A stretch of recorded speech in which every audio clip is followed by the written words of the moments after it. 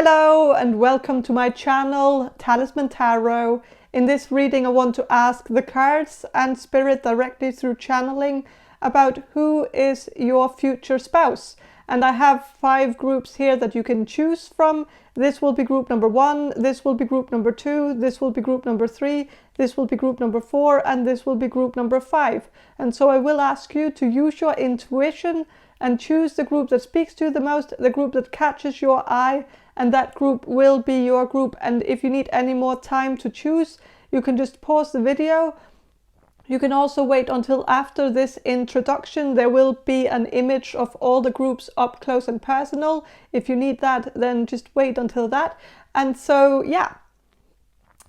But when you have your group, when you know which one is your group, then go down to the description box below and find the timestamp for your particular group and click on that, and your reading should appear in front of you. And while you're down there in the description box below, make sure to check out my guide on how to book a personal reading from me. I love doing personal readings for you guys. It's always a pleasure. So please check that out. But let's focus on this reading right here. Choose your group and I'll see you in your reading.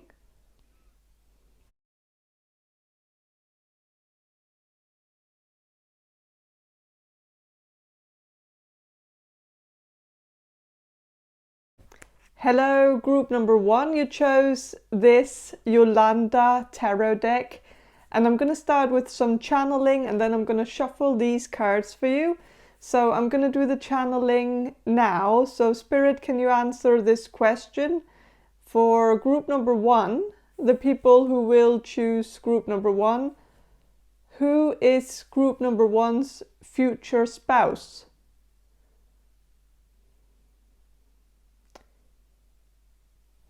Okay, this person seems to be quite sporty, or seems to be someone who likes to follow sports, you know, maybe on television, I don't know. But I think this person enjoys sports. I think this person likes football, you know, basketball, likes watching it, but maybe also likes to play it. But I don't think this person plays any sport on like a high level. I don't, or maybe they used to, but I don't think they do that much anymore. But they could maybe do it a little bit like a hobby, you know, or with the boys, or with the girls if this is a woman. But I think this person just likes to hang out and play some sports. And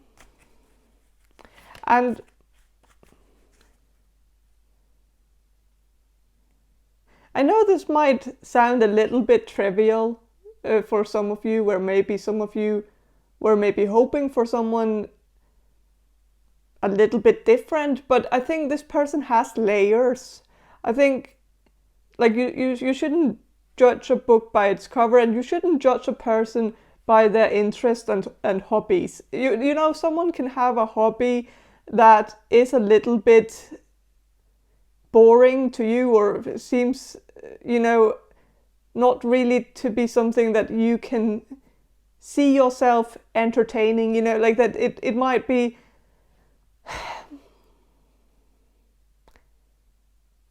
yeah.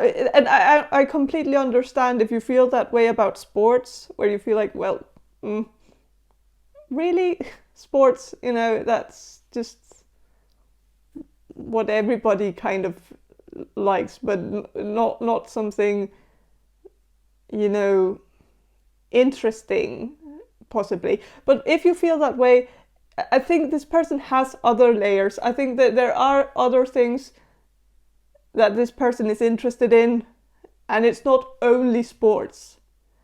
That's just the first thing that came through, because I feel like that's the common denominator for all of you, is that this person, for like either in mild or in extreme interest, has an interest in sports. I don't know if it's extreme or if it's mild. For some of you, it's maybe just, you know, I like watching football when there's a game on TV, you know, that sort of interest, which is, you know, every person ever, you know.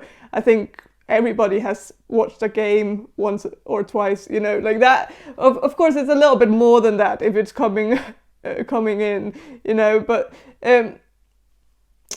I think some of you could actually be also like, for some of you, this future spouse of yours could be into extreme sports, you know, extreme, you know, mountain hiking, mountain climbing thing. I don't know, like something with bicycles on a mountain or something. I don't, like something like that, or bungee jumping, or parachuting, or, you know, something like that.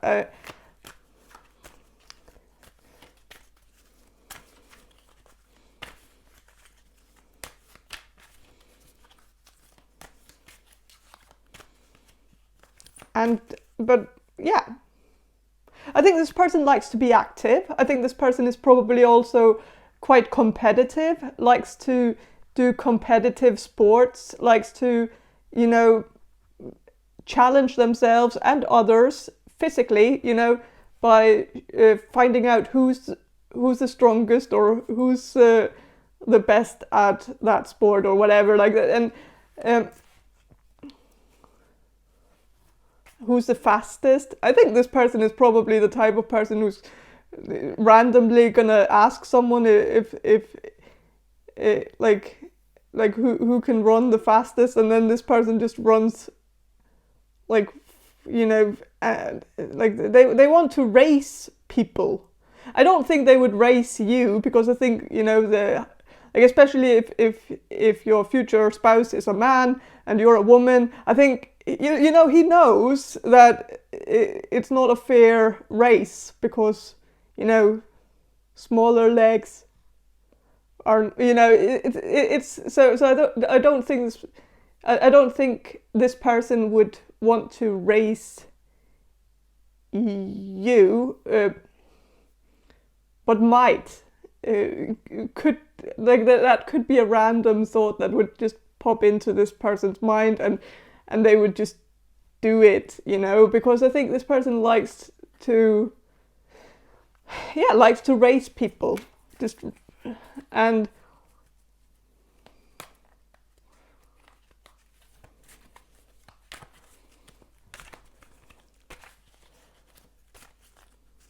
I think this person would probably be into any sport if it was a competition, if it was kind of like a fun challenge for this person, and, you know, like, especially if it was a friend who challenged this person, then they would go swimming, and they would be swimming competitively with their friends, just to see who can swim the fastest. And, like, this person is just, you know, I know this might sound, you know, a little bit like a turn off for some of you. I don't know why though, but because I don't think this is a bad thing. It seems like this person is just a little bit, you know, maybe a little bit hyperactive, but I think this person just likes to do something, do stuff. Like, they don't like to just sit around and do nothing, so they like to be active. This can be a little bit, you know, yeah, I kind of get if some of you feel like, well, chill a little bit, you know, like it would be okay to just take some time to sit around, and we don't have to do anything, like that sort of energy. And I think this person would also be okay with that, but I think for most part, I think this person likes to, you know, keep their body moving, likes to have fun, likes to go on an adventure. I think this person likes, you know, everyday adventures, where I think this person really enjoys spontaneity and just doing things, just, you know, also a little bit like childish things. I think this person hasn't really grown out of that feeling of, you know, wanting to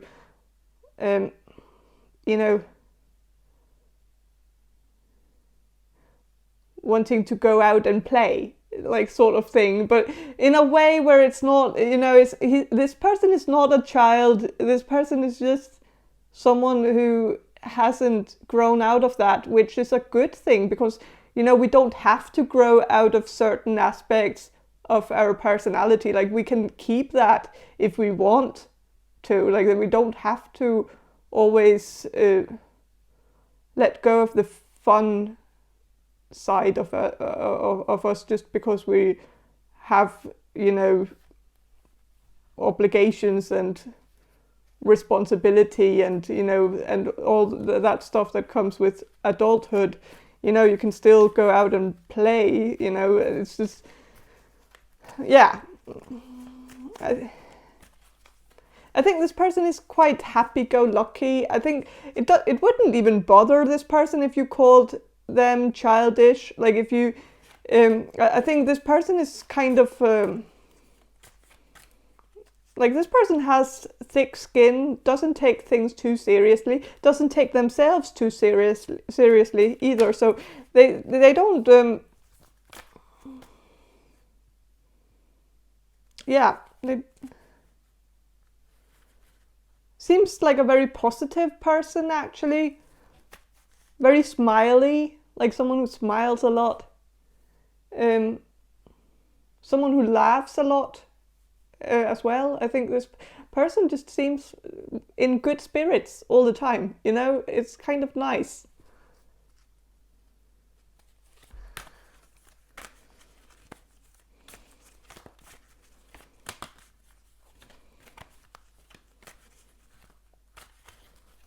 Okay, I'm gonna shuffle and see what the cards have to say about your future spouse. Okay, strength reversed. This is interesting because it seems that even though this person is into sports, this person is not naturally athletic, and so I think this person is good, but I think, you know, it's like even though this person is competitive, I don't think this person wins that often, which is kind of the beauty of this person, is that this person will keep wanting to take part in competitive sports, and or in especially if with their friends, not competitive sports in terms of, you know, actually going to, you know, real tournaments or anything. I know that's implied in the word, that, you know, yeah, I get it. I used the wrong word, because it's not competitive sports. It's just that this person is competitive and doing sports. So yeah, but I think, yeah, this person doesn't seem to be, you know, necessarily that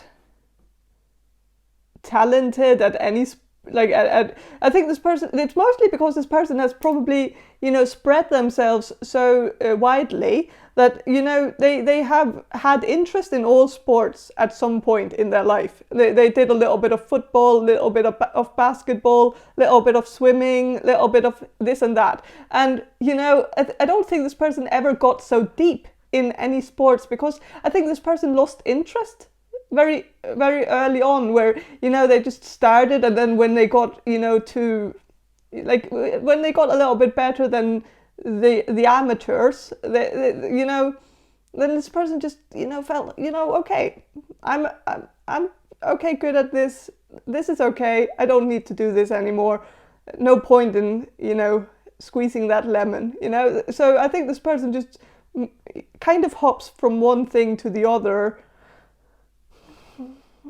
not really getting extremely good at one thing, which is, you know, fine, because it's just like, we should do the things that we want to do, and when it gets boring, it's okay to just walk away, and I think this person does that, so that's probably the reason why this person is not actually an athlete in anything, or like actually like on, you know, doing anything really like going to nationals or anything like that. That's because this person just hasn't had the dedication for one discipline, one sport.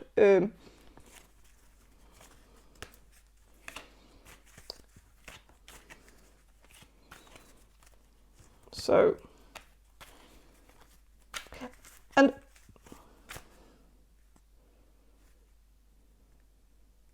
I think also with the strength, having a little bit of that Leo energy to it, it's reversed. And so I think this person is actually not a person who likes the attention. I don't think this person likes to necessarily, you know, be someone that people have their eye on. And I think this person, likes to do sports with their friends. I don't think this person would enjoy actually being so good that they actually had to go to a tournament or anything like that, because it would be too, like, there would be too many eyes on them, and I don't think, like, it wouldn't be fun anymore. I think this person only likes doing things when there's when there's not really a purpose in it, when it's just for fun, when there's no end goal. There's no, well, the end goal is winning over the friends, but you know, it's like this person doesn't like it when especially money gets involved in their interests, in their hobbies, you know, because then it's starting to be a job, you know. And even though this person is not someone who doesn't like to work, it's just that this person likes to have a clear separation of work and fun. And as long as, like, as soon as fun becomes work, it's not fun anymore. So I think that's probably why this person just didn't really feel like getting deep into sports themselves. But I think this person still likes to watch sports and stuff like that. So I've been talking a lot about sports. I feel like I need to change the subject a little bit. Just, you know, I want to know what's going on here. Okay, with the Fool, definitely an adventurous energy. This person likes an adventure. They like to...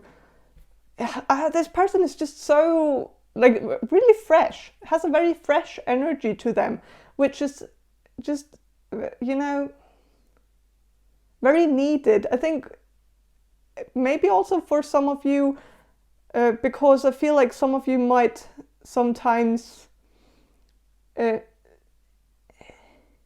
I don't want to assume anything, but I feel like some of you have a tendency to be a little bit too serious sometimes, and that you're maybe a little bit pessimistic at some point, when especially when you're planning something or organizing something, especially in your own life, that you might be a little bit more realistic, and that you don't maybe don't see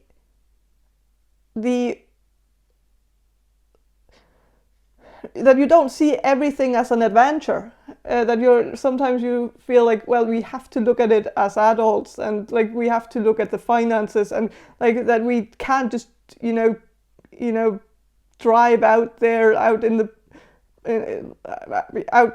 nowhere without really knowing what we're gonna do there. But I think when you start dating this person, you're gonna start living a little bit more in the moment and doing things a little bit more recklessly, but also maybe realizing that even when you're very much not prepared at all, it always seems to work out anyways. Like there's always a solution if a problem comes, you know, like if something happens, there will be a solution, there will be a way to fix it. and that we don't have to have all the answers before we do something, that we can do something and just take it as we go, you know. And I think that's a very good energy to be around a person that takes a chance, that isn't so caught up in, you know, like in the details of the future. Like that planning needs to just be a little bit of a frame, and then like we just fill it out as we go. The frame is necessary, but you know, other than that, I don't think this person likes to plan anything other than the frame. And that's, I think, since you are very vivid, or like with all the colors and all the details, and like, but I think it's just good to be with someone who isn't that fixated on the details. So yeah, someone who's a little bit more happy-go-lucky. Yeah, and with the 7 of Wands, I feel like this person is rather protective. And I think, even though I feel like it's kind of, like I don't quite understand when people say that they're looking for a man, especially when it's men. Of course, I don't know your gender, and I don't know what gender you're attracted to. So I'm just gonna talk to those of you who are looking for a man. And I feel like it's, like, I don't quite understand why a man needs to be protective, because what are the man protecting the woman from, really? You know, in a way, I feel like that's society's job, and maybe it's because I come from a place that is very safe. So maybe that's the thing. And I feel like, yeah, it's like, I don't quite understand that, but I do see that maybe there is something sexy about a man who is willing to protect, and I guess also protect in terms of, you know, safety, keeping things safe, making sure that there are safety precautions if something happens. I don't know, someone who's, I think even though this person is not really good at planning ahead, but I think this person might be good at, you know, safety regulations, you know, changing the wiring in the house, like, you know, so that there's not going to be like an electrical fire or something like that. Like that, I think this person has a practical aspect to them that's very nice. You know, it's nice to know that this person tries to, you know, make sure that the house is safe, you know. So, but of course, yeah, this person could, like, because there's a bear here, and there's like a lion here, and a tiger, and this is a woman, but you know, this could, yeah, whether it's a woman or a man. Of course, I mostly saw this as a man when I was thinking about the card, because I feel like for the majority of you, this person is a man. So I'm gonna translate that to this card here and imagine it as a man, even though, of course, it's cool that it's a woman, but you know, but I feel like your future spouse will be someone who protects you from, like, who could protect you from a bear. Let's put that like as like an example. I don't, like, I feel like this person would probably wrestle a bear for you, and of course you would never really know, because you're never going to get in a situation where that's going to be relevant. And of course none of us will, like, I guess, like, it's only very few of you who would ever get in a situation where this is gonna be necessary, but in like a freak situation where like a hypothetical situation, this person would be very protective, and it might be good to know that, you know, that this person would do that for you. Of course, I think this person would also, like, this person would be very good to have around if there was a burglary or something like that. I think this person would be the first person to sacrifice themselves for their family. So, yeah, a very protective person, and that is a good quality to look for.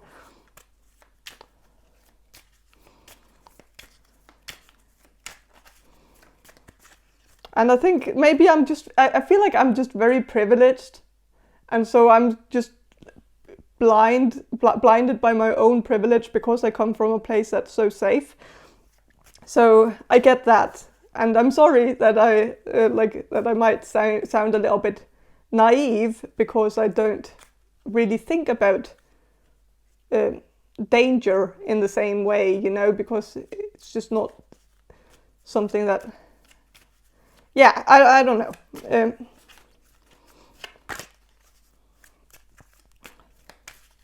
I'm going to shuffle some of these Gypsy Oracle cards just to get a little bit more information about your future spouse.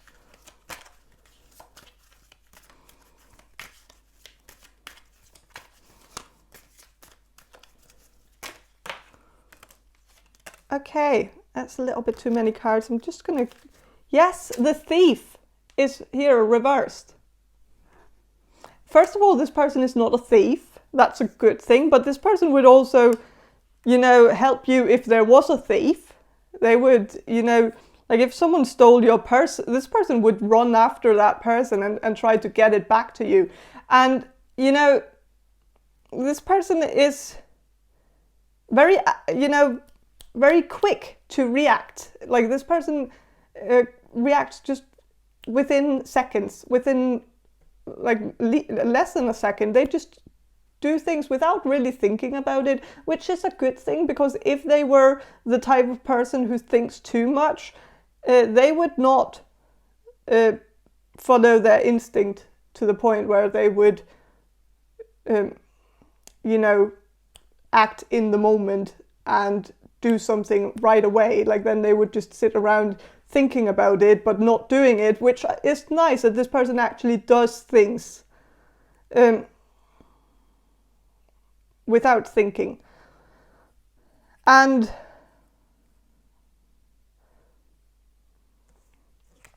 yeah, and this person is not a thief in the sense that this person is someone who isn't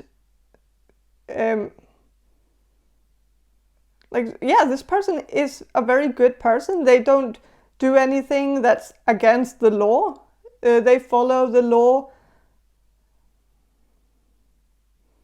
This person could actually work in the police force, but not necessarily. I feel like it's maybe for some of you, like maybe for some of you, this person could be a policeman or work, or this person might have served in the military at some point, or like in, I don't know.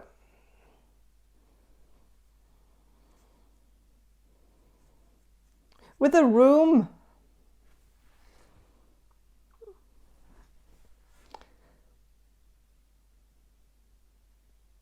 I feel like this person is very good at making room for the things that are important for them. This person is good at prioritizing. This person is also good at knowing when to prioritize correctly. You know, they, like when they get in a relationship with you, they will prioritize you over their friends, for instance. They will make room for you. They will, like, this is also the type of person who, like, if you started dating, like, this person would like instantly make room in their closet for your things. Like, even if it's early stages of the dating, even if you only went on 2 or 3 dates, they would clear room in their closet for you to have some room for your things when you come over to their house, or their apartment. Like, they would make room for you, and make sure that you have space for your stuff.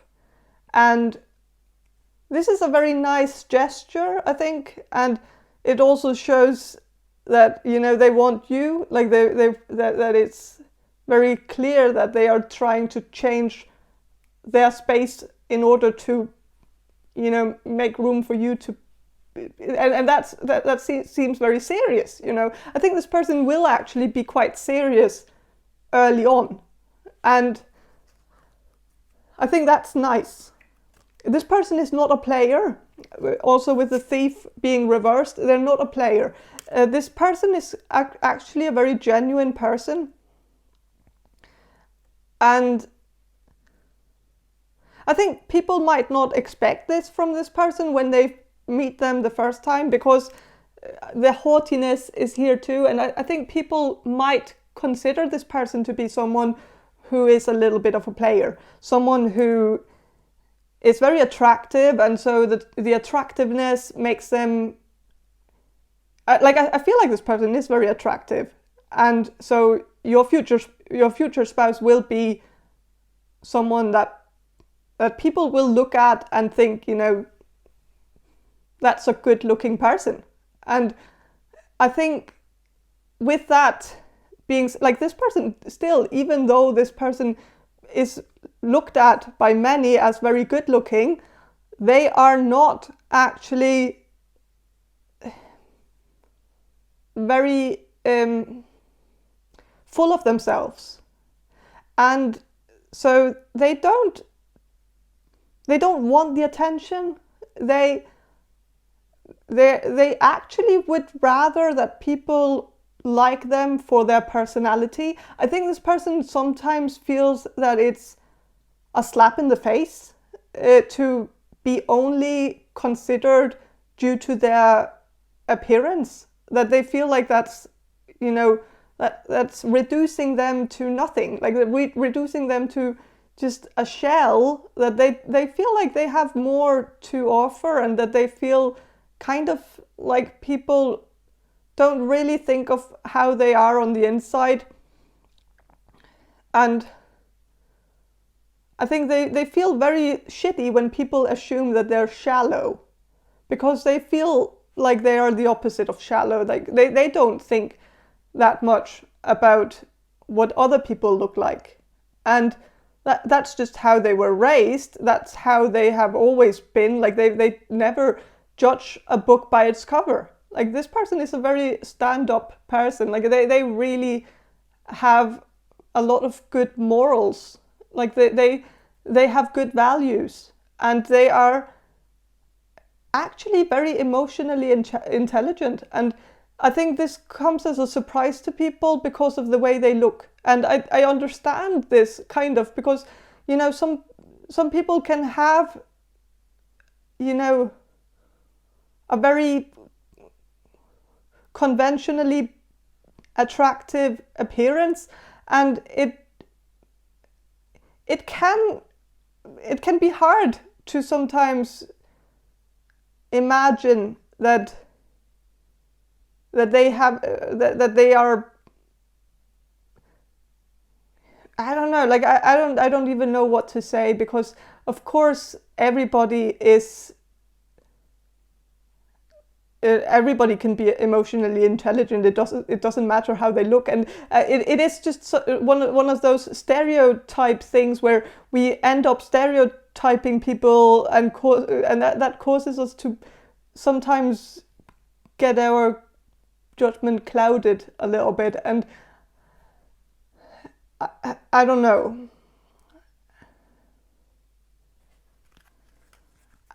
but I think when you meet this person,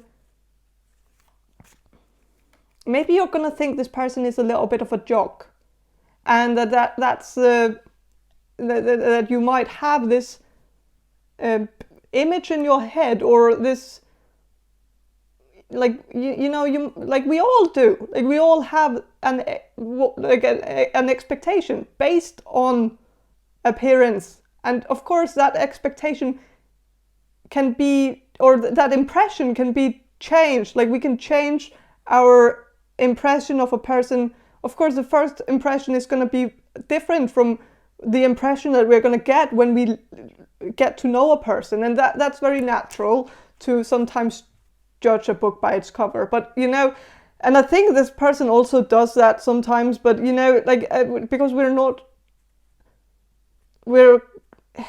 I don't know, I'm not going to keep talking about that, because it's I don't know, it's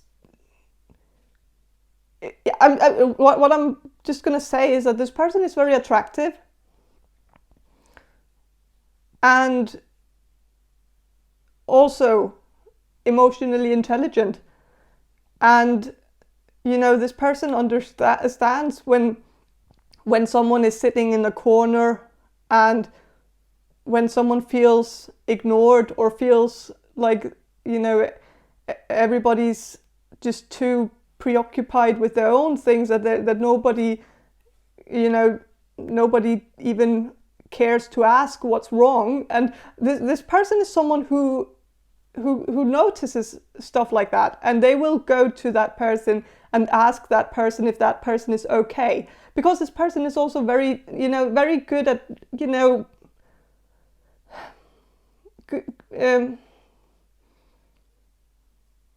this person is very attentive. That's just what I'm sensing here.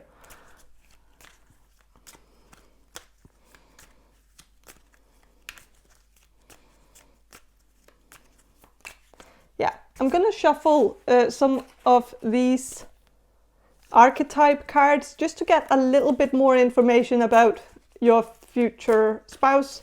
Just, you know, their like who they are as a person.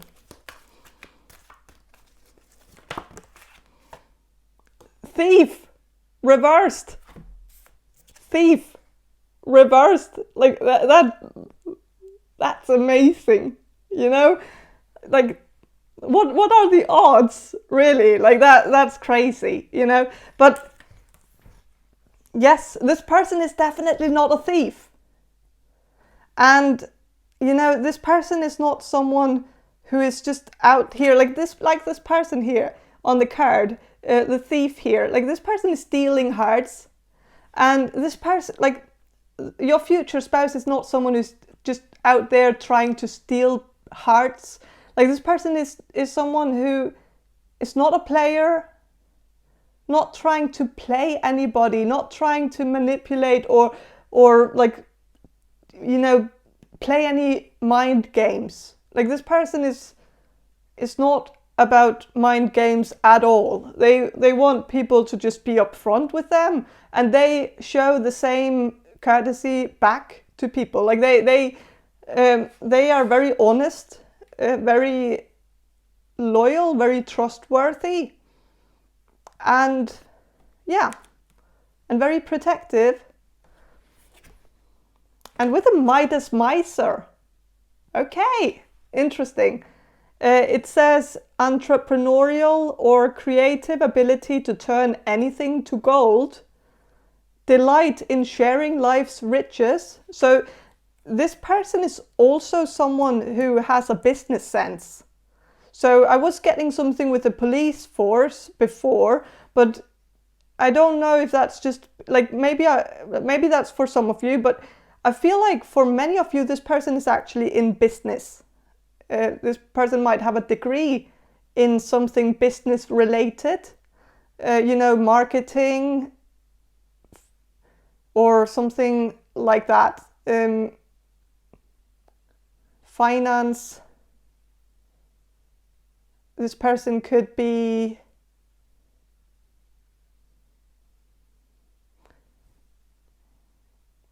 could be in real estate. But I feel like even though this person is not a policeman, which I was kind of getting the feeling, I feel like this person just has a policeman mentality. Like this person wants to protect, but not, you know, in a bad way, because of course I know that there are some bad policemen out there, like that are not necessarily that, you know, yeah. But I think this person is actually a quite good person with a very good sense of justice. And that's just what I was sensing before. But I think if this person is not a policeman, I think this person might, like, I feel like definitely this person was in the military at some point, or at least served for like maybe 6 months, or did something within the military, maybe short term, something like 6 months, but I don't know. But I just feel like there's something coming through about the military. But I definitely feel like this person could, yeah, with this card here, this person is likely in business, might have their own business as well. Could also be like a self-employed, someone who has the, you know, like a life coaching thing, or like I feel like that's maybe very, very specific, but this person could be a life coach.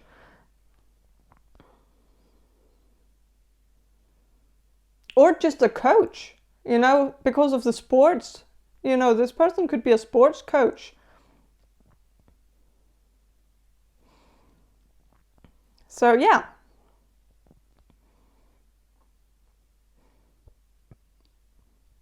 But definitely a very good person and a very good spouse. Someone that you will be able to trust completely. This person is not going to cheat on you, because the thief is reversed. Like that's like a double confirmation that you won't have to worry about this person's whereabouts. Like this person will be upfront with you, and this person will tell you if they do something, but they won't. But if they even think about it, they will tell you, which is a very good safety, like feeling, like it's going to make you feel very safe to know that they would always tell you whatever is on their mind at any time, so that nothing is secret, nothing is hidden. And I think this person would even let you scroll through their phone. They wouldn't have a problem with that, but don't do that, because you know that's a little bit too much, you know. Let this person have their privacy as well. Like there might be some, like I wouldn't want anybody to go through my phone, even though I don't actually have anything, you know, to hide, but I have a lot of embarrassing things that I don't want people to see. Or like I have like a lot of notes I don't want people to read, because that shit is embarrassing. Like that's a lot of crap, you know. That's like a diary that I have on my phone. Like nobody should look at that, at my diary, you know. So I kind of suggest that you don't do that, just because people need their space. But this person wouldn't have a problem with it though. Like they would just let you do that, because they don't have any secrets. They are not hiding anything from you, and that's just a beautiful thing. Yeah, this person seems like a really good person, and so I'm glad it's a very positive reading. So yeah, thank you for watching. Have a great day, and bye. Hello, group number 2. You chose this Tarot de Marseille tarot deck, and I'm going to start with some channeling, and then I'm going to shuffle the cards for you. So I'm going to do the channeling now. So Spirit, can you answer this question for group number 2, the people who will choose group number 2? Who is group number 2's future spouse? Okay, this person is brainy. This person is really smart. This person has a really high IQ. This person is really good with numbers. This person probably played chess when they were younger, probably in tournaments. This person might have won some tournaments when they were younger.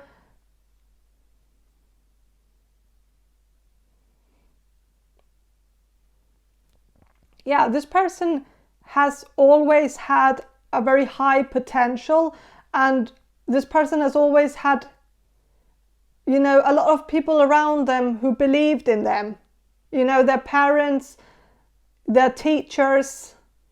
And I think this person is probably doing something quite impressive now as a job, but I feel like sometimes this person has felt like, you know, they would rather just live a normal life where nothing was expected from them, because a lot of this, I think this person has felt like their whole life was kind of planned out for them, because they showed signs very quickly, like very early on, when they were very young, of very high intelligence, where there were a lot of signs, you know, and a lot of, you know, I think this person got a lot of tests also when they were younger, like when they were 10 years old, 6 years old or something, you know, really, really early on, they were, you know, considered gifted. And this is definitely going to be one of the things that you're going to be very attracted to, is that this person is very talented, very gifted. This person is extremely smart, you know, and it's very impressive to talk to this person. And when you go on a date with this person, you're going to notice that the conversation is very interesting. Like, it's also very high level, and that you feel like, you know, you can learn something from them, but you can also, like, you will also feel like you can actually keep up with them. Like, that's, it's not a problem, but you can still see that they are extremely, like, quick to come up with responses, you know, very very good at also explaining their thoughts in a very detailed and very but also very precise way.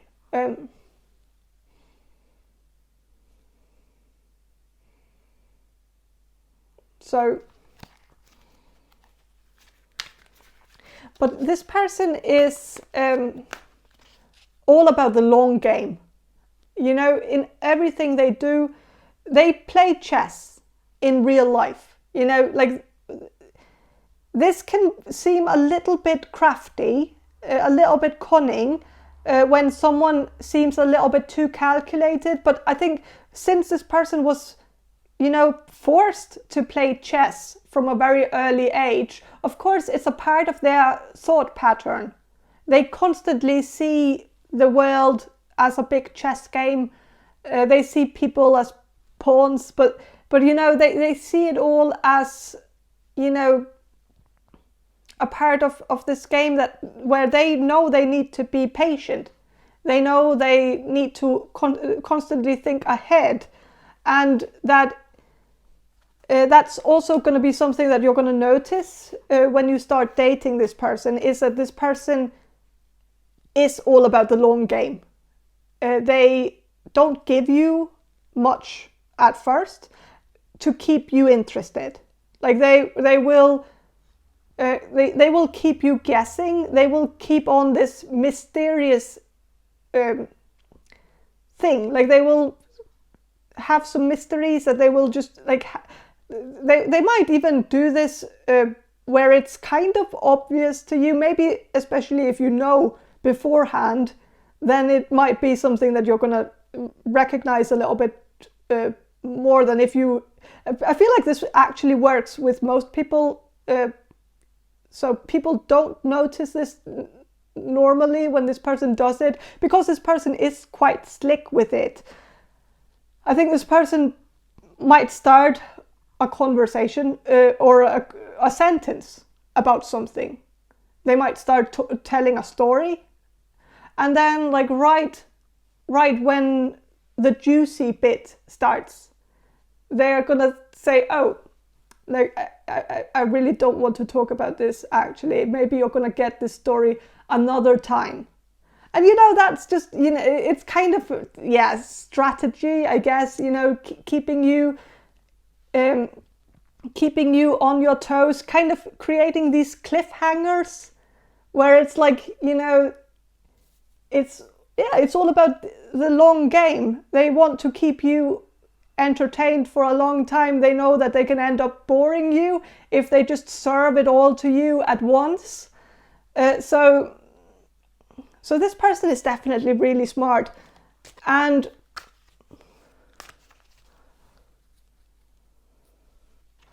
it kind of feels a little bit like, you know, this person overthinks everything. Like this person is an overthinker. Like they don't really take a moment where they just think about nothing. Like they're always active. Like their brain is always active. They're always thinking about something, and it's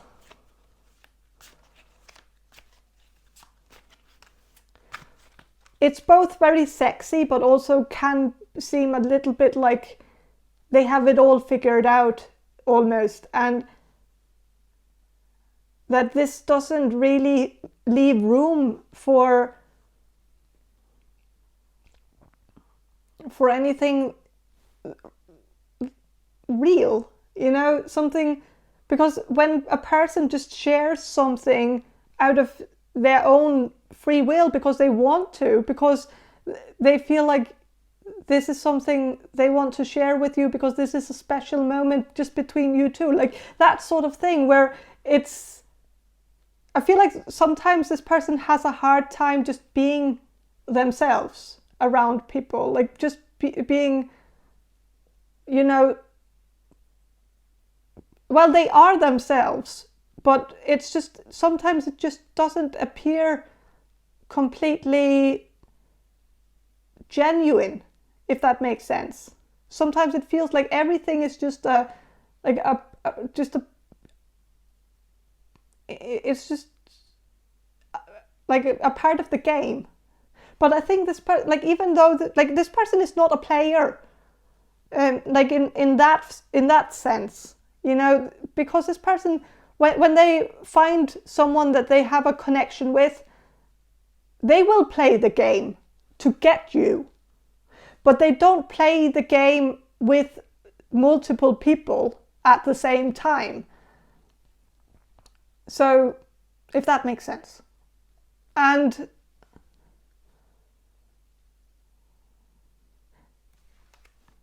I also feel like if someone called them a player, I think this person would laugh, because I think this person has self-awareness enough to know that, you know, they are a little bit geeky, and you know, they are smart, but you know, it's not always something that they can brag about, because it's not like, I think this person has done some things in their life that was kind of impressive, but I feel like overall, I think this person is probably still a disappointment to their parents, because they haven't become like a doctor, or like, I feel like this person is doing something impressive, or at least they're, you know, they have high ambitions for themselves. But at the moment, I feel like they might have chosen a different route. But still, they're doing something, you know, something impressive. But I feel like this person might be an engineer or something, even though that should be just as impressive as being a doctor. But I think maybe this person's parents disagree with that, because I think they just had like another vision for their child. So I don't know.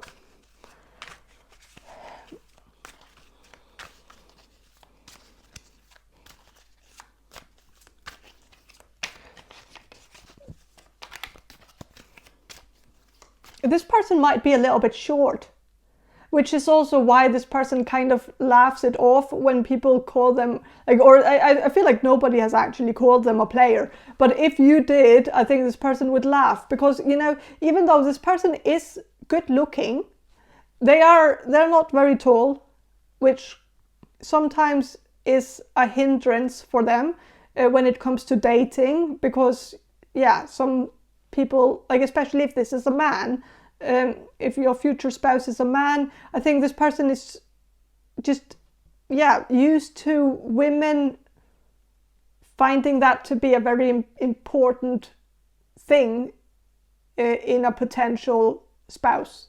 So I think this person knows that they don't have a lot going for them. Like, they don't have a lot of game, because they don't have, you know, the things that make other people popular, or they don't feel like they have the charm necessarily. They don't feel like they have the, you know,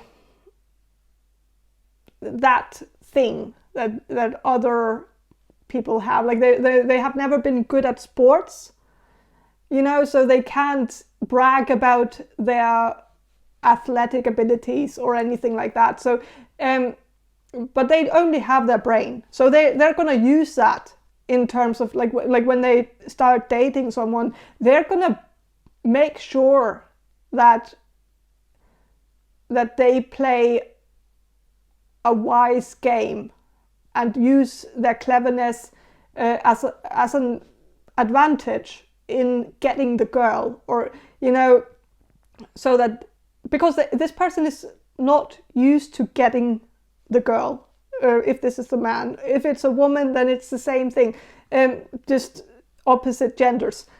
But yeah, this person is maybe used to, you know, seeing their friends win, or like that, you know, seeing somebody else, you know, swoop in right at the finish line and take the girl. And, you know, it's just, I think this person has been disappointed sometimes where I think this person has many times, like when this person goes out to bars or like to a party, they might talk to a girl like all night.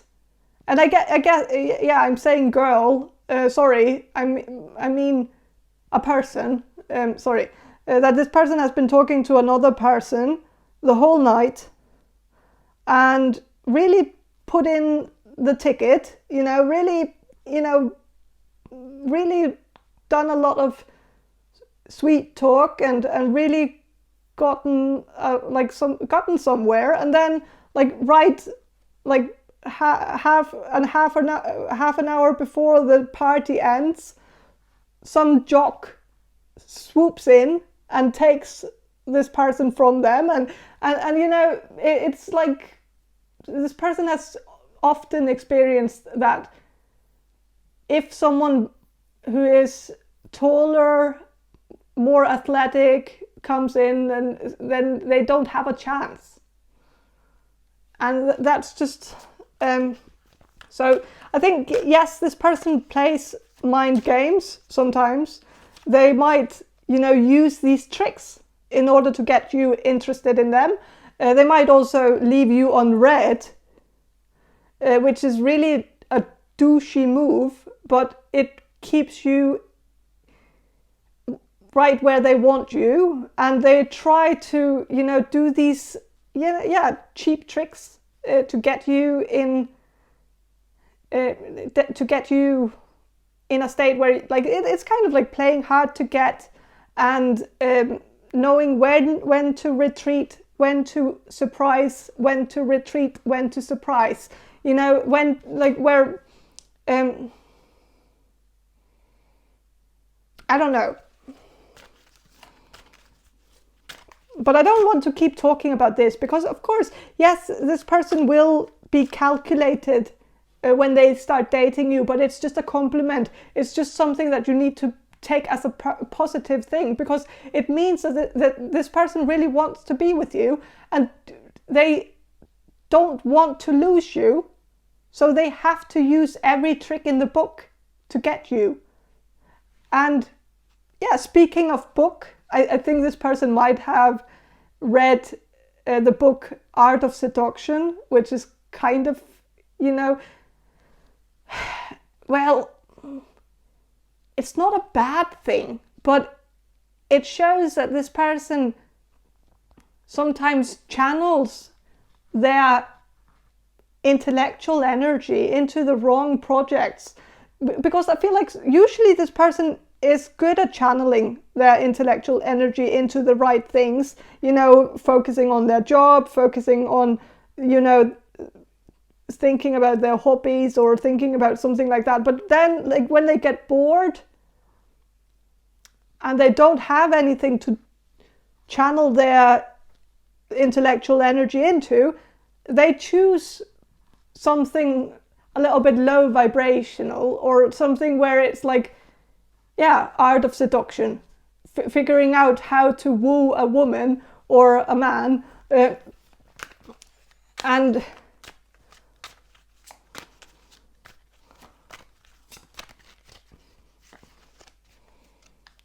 but I think at the end of the day, it's because of insecurities. It's because this person feels like they don't know how to do it. Like, they don't know how to impress a woman or a man. They don't know how to really navigate through the dating game and be on top and be the one that wins the race. Like, they don't know how to do it, and so of course they use their normal solution. They read a book about it, because that's what they always do. When they don't know how to do something, they buy a book and they read it, and then they know how to do it, and that's solving a problem. So yeah, I'm gonna shuffle and see what the cards have to say, because I haven't really found out. Yeah, I need to shuffle. So with the Six of Pentacles,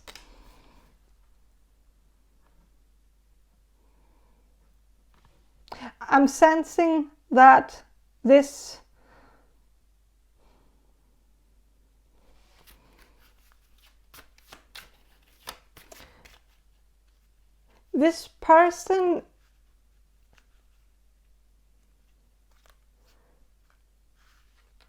person is actually quite affectionate when you get to know them, and I think that is something that you're going to notice, that this person is a very generous lover, and this person might have some Scorpio energy, like some Scorpio placement somewhere in their chart, because I'm definitely getting a very intense, intimate chemistry that you're going to notice when you have sex with them.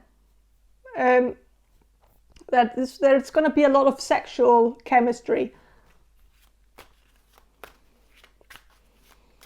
But again, that could be a part of the end game, like that this person is playing a game here, and they have a hidden agenda in everything they do. So of course, when they start having sex with you, they know what they have to do. They know they have to make it about you. They know they have to be generous, and they know that they have to give and be the giver.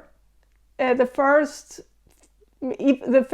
few months, even, because this person is playing a long game. This person doesn't get tired of it, because this person is, this person is a prepper, like this person is so good at, you know, postponing the gratification, and they don't need that instant gratification. They don't, like that's not a part of something they need. Like they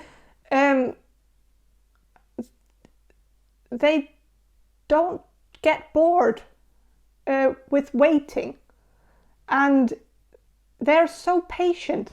That is unbelievable, actually. But yeah, this person is gonna, you know, make it all about you in bed, and they know that at some point you're gonna feel naturally that you have to give back.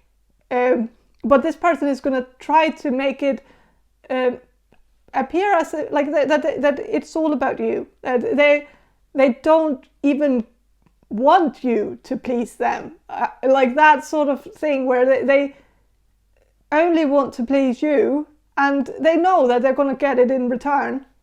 Like they're going to know that that's also like, you know, the right way to do it, I think, because, you know,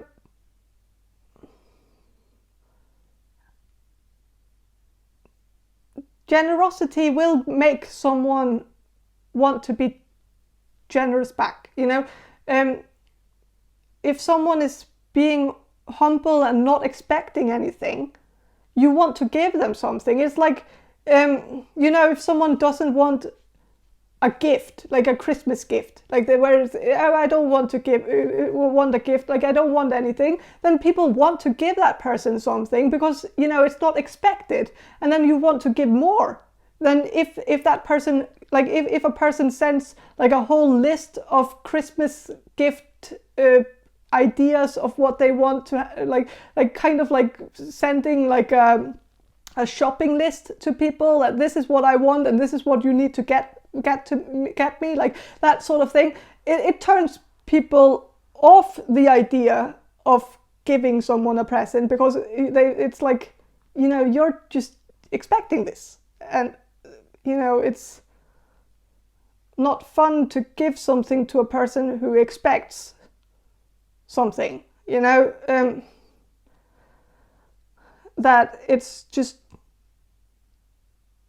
yeah. And so I feel like this person knows that, you know, that if they expect too much in bed the first time or the second time or the third time, that is going to turn you off, and that if they stay on, like, in this unexpecting energy, they're going to get something. They're going to get even more.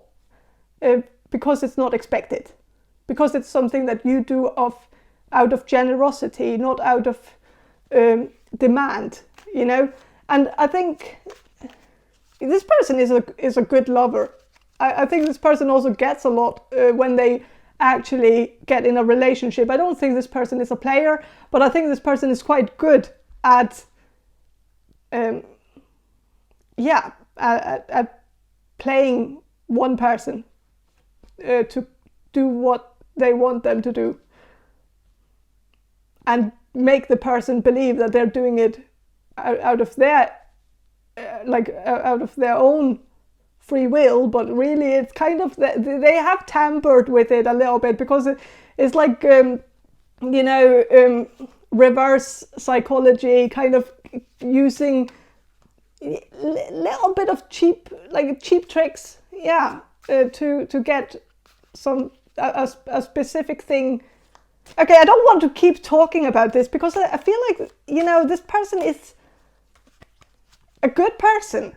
I feel like there's a lot of goodness in this, like, and I feel like this person is a generous person, and it's not just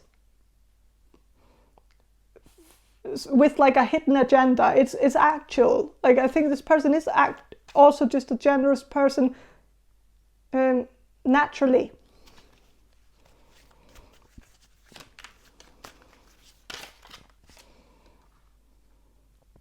Okay. With the 10 of Cups reversed, Okay, this is actually quite interesting because 10 of Cups, when it's upright, there's a rainbow. And the rainbow is usually some kind of contract. It symbolizes a contract of some kind, or an agreement. But like a formal agreement but it's reversed. So I feel like this person is not this person is not going to put a label on what you two are at the beginning, and this person is going to take it slow, because this person is not I feel like this person is actually shooting themselves in the foot by doing this, but I feel like in their mind, I think they're trying to be clever, and they are clever, but I think by not labeling what the relationship is, it's not going to make you want them more.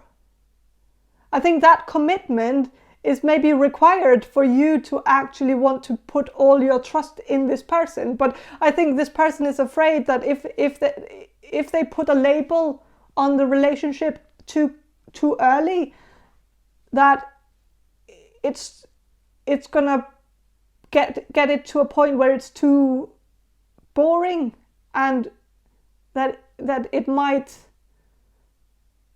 get like the excitement might get out of it, and that the everyday life will crush it, and like this person will always also kind of say no to moving in together, especially if it's like within the first year or so from getting to know each other.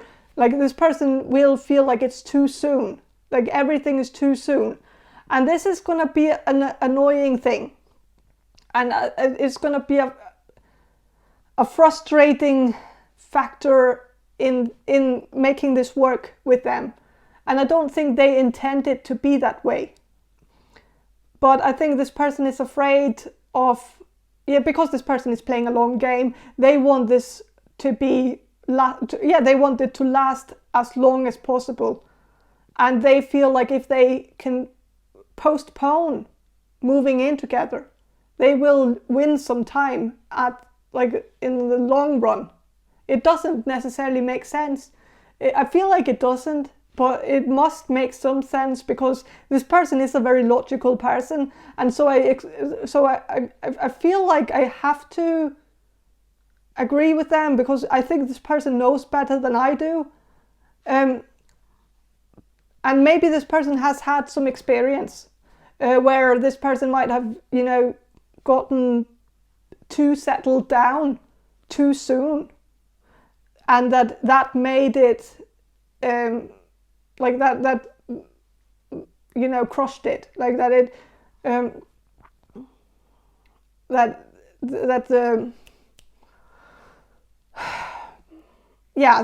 this person might have some experience, and they don't want to make the same mistake twice. This person is not the type of person who would do that, because this person learns from their mistake. When they make a mistake once, they learn and they never do it again, and then they change their approach, and that's just how they always do everything. So sometimes that makes sense, and in other times that doesn't, because people are different. And I think that is where this person might, this person has it all figured out, but this person doesn't realize that people are very different from each other. Because of course, if this person's strategies and plans and schemes and all of that, if they all should work out, it would only be if everybody reacts in the exact same way to everything. And that's just not the case. So sometimes I feel like some of these calculations that they do are a little bit, like they hit a little bit off the mark, you know. And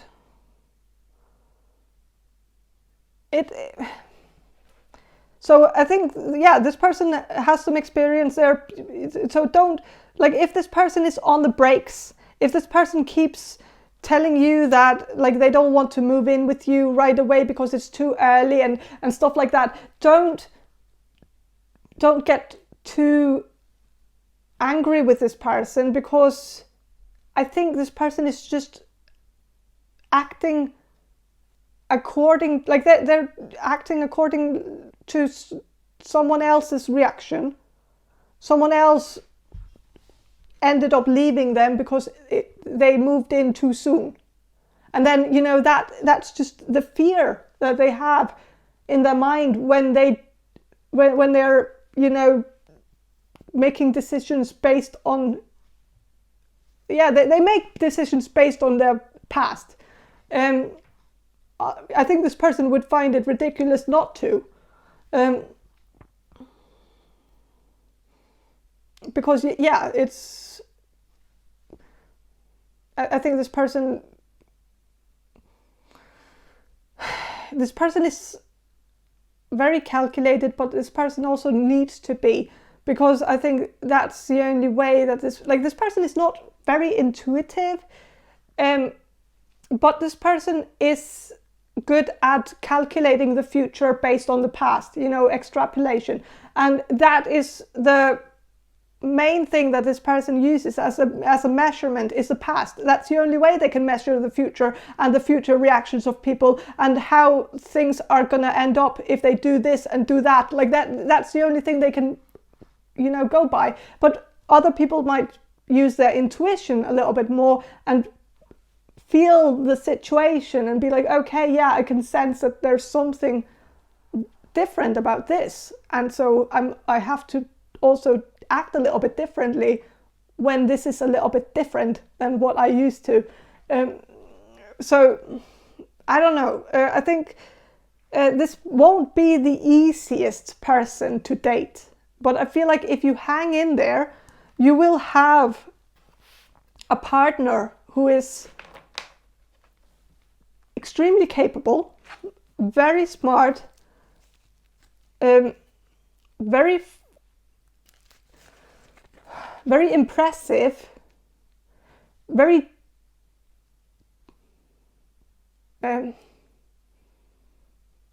like someone with very high potential. If they choose to make something out of it, I think they could. I think this person could do like great things if they chose to do that, but I don't know if they will, because of course I think this person don't like demands, and they don't like expectations, and they don't really enjoy the whole idea of living up to their potential. I think it's something that has made them crush their spirits a little bit, where they feel like they have had a lot of pressure throughout their life to become something where they never felt like they already were something. And they were never really taught that they were good enough just the way they were. They were always taught that, you know, they were really great now, but in the future, they're gonna do extraordinary things. And this feeling of always, like there's always a next step and a next step and a next step, and that there's always something more to explore, that it's never good enough to just be, you know, the way they are right now. Like that, I think that's yeah, I think but I think this person is an interesting person, and I think this person is sexy. I think this person has also a very, like, you're gonna have a great sexual chemistry, and that there's also gonna be a deeper connection when you get past these calculations, or like this calculated exterior that they have, like where they are so much in control over people's perception of them.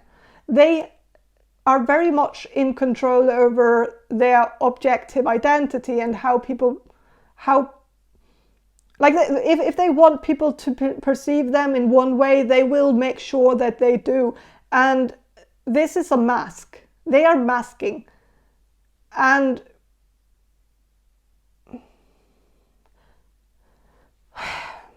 when you get past this mask and get to meet them where they are just themselves, where they are fully trusting of you to just be whoever they are behind the mask without thinking.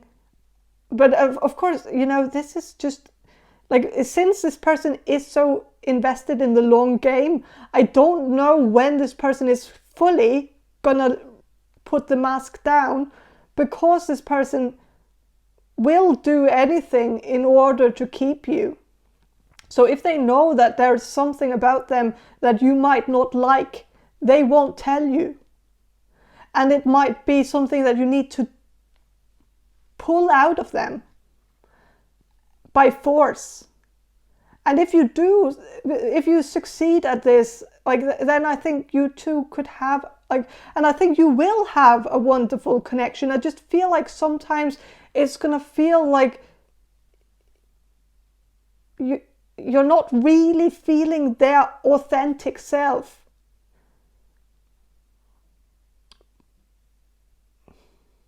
But this is who they are. So I don't know, like, this is basically who they are, but it's not really. But you know, there is something behind it all. There is some insecurities. There's a sensitive person that you know, that knows that they're not all that, so they have to act a certain way to convince people that they are. And you know, they have all these things that they do because they have to, or they feel like they have to. And you know, but when you get to a point where you feel like you're actually seeing glimpse of this authentic self, I feel like you're going to have the most beautiful connection. But it might take some time, and this person is not easy. Not easy to get to know.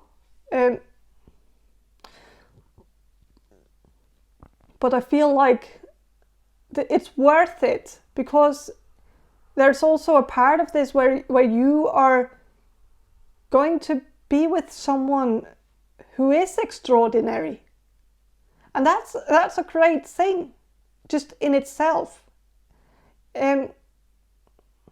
Someone who thinks a little bit differently than everybody else. Someone who picks up on things that other people don't pick up on. And, you know, this is someone who is very brilliant.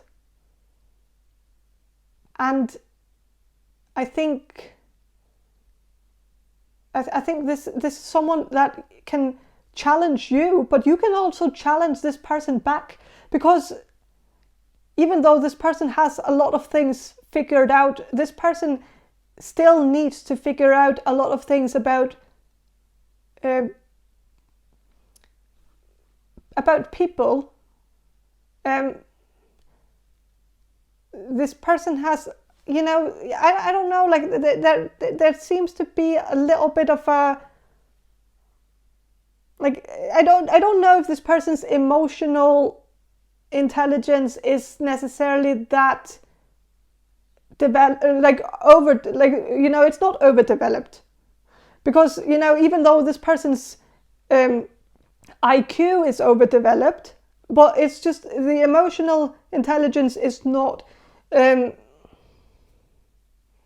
It's developed all right, but it's not something that is at the same level as a lot of other things about this person. So they're sacking a little bit behind when it comes to that ability. And so I think that is something they can learn from you. And I think that they could also learn a lot about, humor. I think this person has an all right sense of humor, but I don't think it's, I think you're funnier than this person. But I think they can acknowledge how funny you are, which is, it's just as good as if they were funny as well. It's just nice that they know that you are better at that than they are. It's more awkward when you're with someone who believes that they are funnier when they're not. And but this person will acknowledge that it is the other way around, that you are definitely the funny one. And so they will give you a lot of also a lot of compliments about that. And they will be very,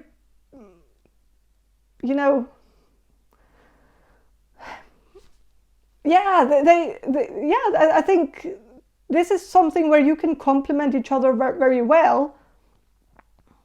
I think you also have a creative side to you that they don't have. Like, this person can't draw for shit. Like, they can draw stick figures and that's it. And they can't draw anything else. And I think maybe like the creative side is something that they haven't explored. They don't really care. But I think they would be interested if you,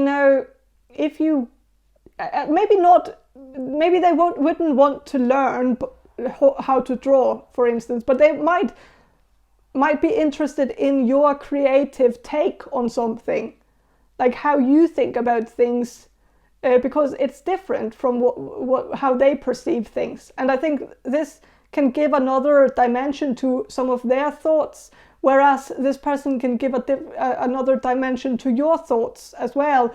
And I think you can complement each other and actually develop each other's ideas into really amazing ideas.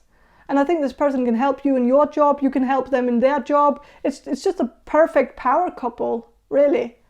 So yes, it might be a struggle getting there, because this person, they are,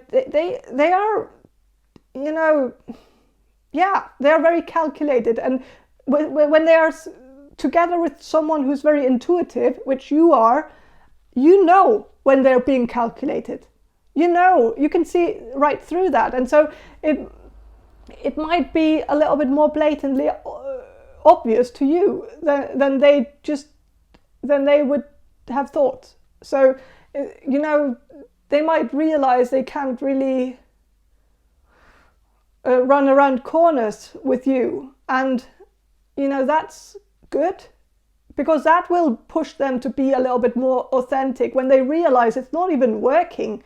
So why keep doing it if you can see right through it? So yeah. But that's all I have for you. Group number 2. I hope this reading was helpful, and have a great day, and bye. Hello, group number 3. You chose this Tarot Cats tarot deck, and I'm going to start with some channeling, and then I'm going to shuffle the cards for you.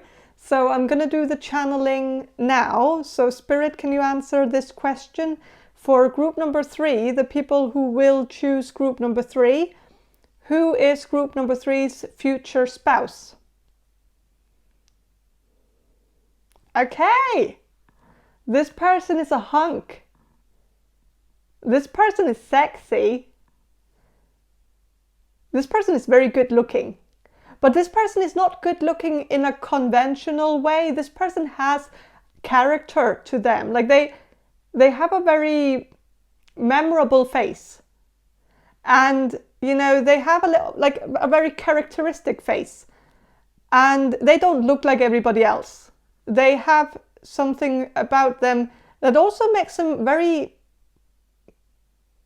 uniquely attractive. Where it's like, this person looks a little bit like someone who might be on television, because this person has a very interesting face and very interesting facial expressions. And I think this person is just a very expressive person and, uses their face a lot, and yeah, this person is funny.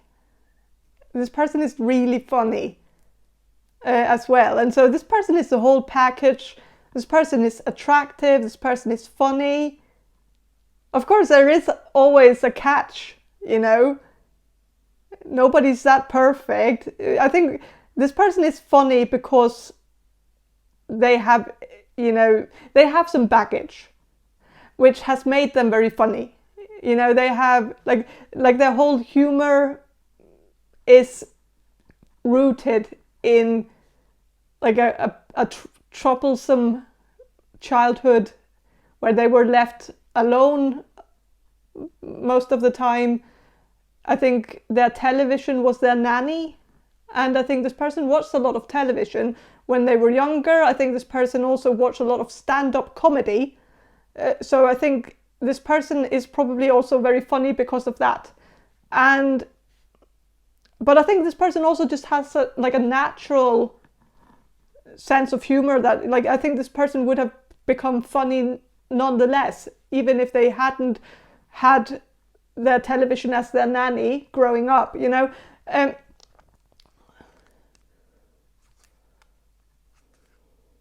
This person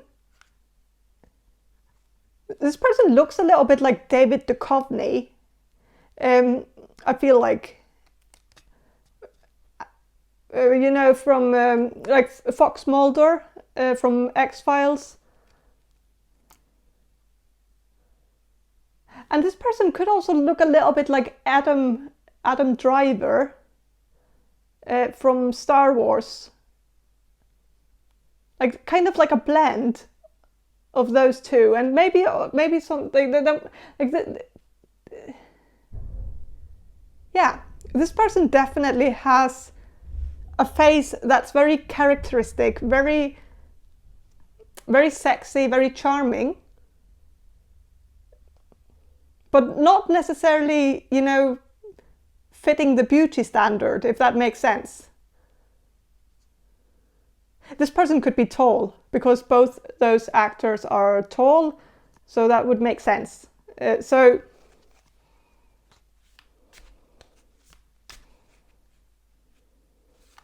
if this is a woman, I feel like this person could look a little bit like America Ferrera, Ugly Betty.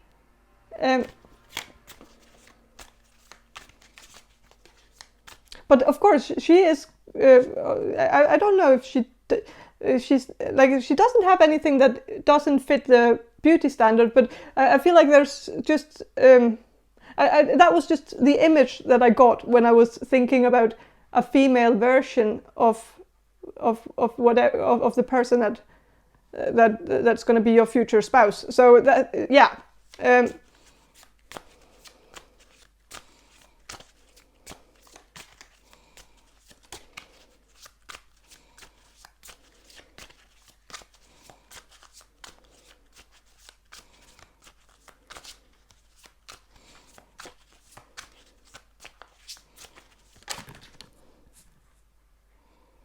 Queen of Cups.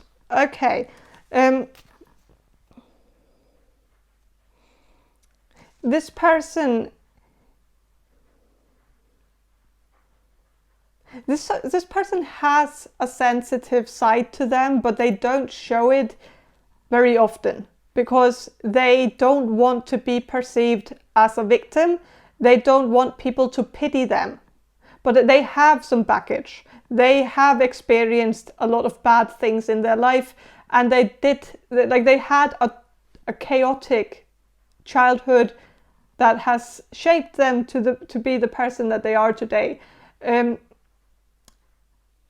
for better and for worse. But you know, for most part, it has made them a more interesting person, and in a way, they have a lot of their personality is built on trauma, and many of the good parts are actually, you know, kind of, yeah, you could say that it was the trauma's doing, so something good came out of it. But you know, there are also some things about this person, even though this person is the full package, most of the, like, for most part, I feel like this person is a very good person that you are going to have a very good relationship with, because it's going to get really deep and it's very funny. You know, this person is funny. It's not funny that it's going to get deep, you know, it's not like that part is not going to be funny, but you know, this person is going to make you laugh on a daily basis.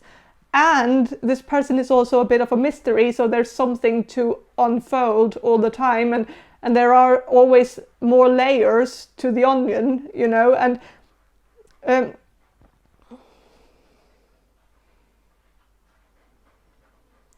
so I think there are some things, because this person has some abandonment issues. This person has some commitment issues.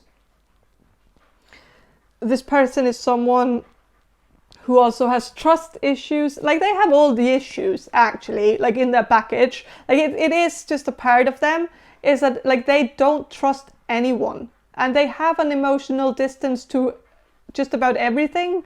And like, they have a very ironic distance also, where they use humor as kind of a protective shield, so that they can keep this emotional distance, so that they don't actually have to, you know, feel their feelings if they can just laugh about them, you know. And they laugh about their trauma as well, and they talk about it comedically in a way that is very funny, but it's kind of, it kind of can make other people a little bit uncomfortable. Because, you know, this person might say something that's awful, something really awful that happened to them when they were a kid, and they're going to make a joke about it. And you're going to be like, yeah, that's pretty funny, and I want to laugh, but I can't. Because, like, I can't laugh at that, because that would be disrespectful to you, and it would be disrespectful to what you've been through.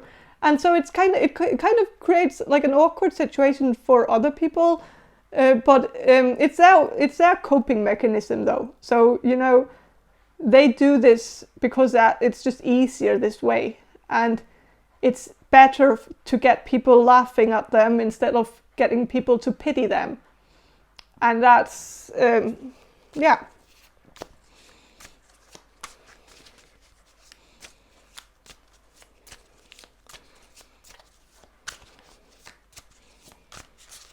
Yeah, this person is definitely blocked, you know. They are blocked emotionally. You will have a hard time, you know, unraveling all this baggage. You know, it will not happen overnight. You will be probably doing this as like a lifetime project, where you're trying to get closer and closer to the truth, and trying to figure out what actually happened. But you will only get, you know, small fragments of what actually happened, because this person is not a sharer. Like, they don't like to share.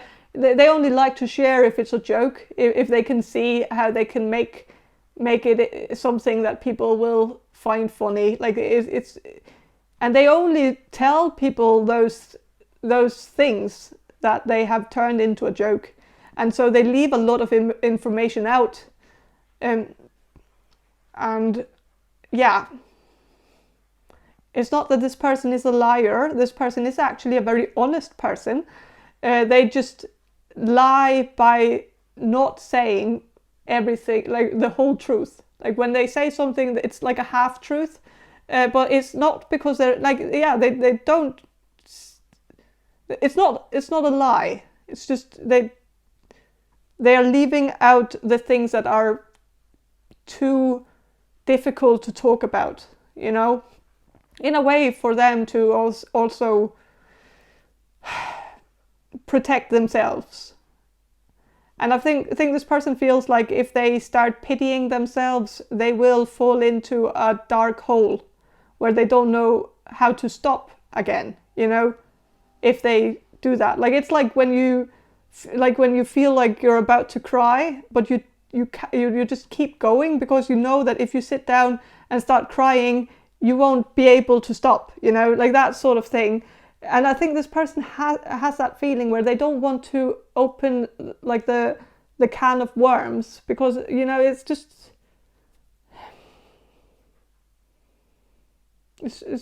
going to be hard to get them back in there, you know. And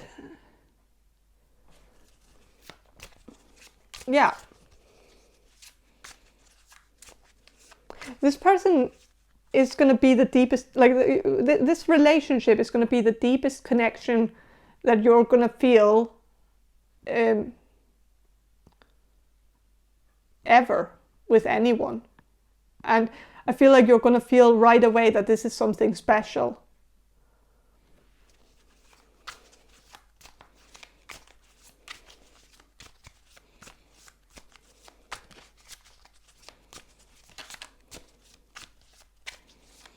But it's not going to be easy all the way. This person is going to try to sabotage this because it's too good. Like when they meet you, it's just too comfortable, and they're not used to being comfortable. They are used to suffering in some way. Like they are used to always being on edge and kind of putting themselves in situations that are uncomfortable because that feels familiar to them. And they don't choose the easy way out. They never do that. And they will feel like this is, not that this is easy, but it's just going to feel comfortable. It's going to feel nice to be with you. And it's maybe going to feel a little bit too nice at first, which will make them want to, you know, want to create some chaos so that it can feel comfortable for them. You know, so that it feels nostalgic and familiar, because that's what they are used to. So they might pick a fight with you over something silly, not because it is actually something that they are mad about or feel crossed over, but, you know, they just do it because they feel like it's just like, you know, when there's too much smooth sailing, it's like they don't know how to navigate through that. They only learned how to navigate through stormy waters. That's how they learned how to sail. So you can't get a sailor to just sail in calm waters and be like, you know, that's not going to be something it's not what they are used to. That's just, so I think you need to remember this when you start dating this person, is that this person might do some things just to piss you off. And it's also a test. It's a way to see whether you are going to stay with them even when they are being difficult. It's a test to see if you're going to abandon them, because they are used to being abandoned. And so they want to know right away, because they don't want to get emotionally invested just to then realize that you're just going to abandon them. So they want to make sure that they don't invest anything into it. If that's the destination that you're going, like if they can, like if that makes sense. And so they will test you so they don't get too sad if it doesn't work out. It's a way to protect themselves from feeling grief, feeling left behind, feeling, you know, that sort of thing. So this is actually a very sensitive person, but you're not going to feel that when you meet them. This person is so, like, this person comes across as just a very fun person, someone who smiles a lot, someone who laughs a lot, and someone who makes a lot of jokes. So I think it's going to come as a surprise to you that this person has a very, very sensitive and very vulnerable side to them. So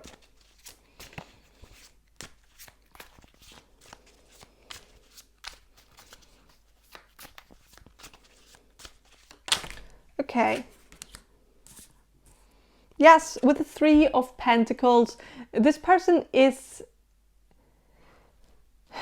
an entertainer. You know, like this person here, like you can see how this person is juggling these pentacles, like this cat is juggling the pentacles on its nose here. And you know, it's like this person is like that. This person likes to crack jokes, and they like to entertain. They enjoy watching people laugh. They don't care if they're going to be the butt of the joke. They don't care if people are going to be laughing at them instead of with them. That doesn't matter to them, because they just count in laughs, you know. So that's the measurement for them. Like if people laugh, they're happy, and they volunteer to be the butt of the joke, you know, if that's what it takes, you know. Then they don't feel like that's too big of a sacrifice, because this person doesn't take themselves too seriously. And so, yeah. So this person doesn't care if they put themselves in situations where they look like an idiot or where they look like a clown or something, because it's all for a purpose. It's all for the greater good of the people around them, and you know,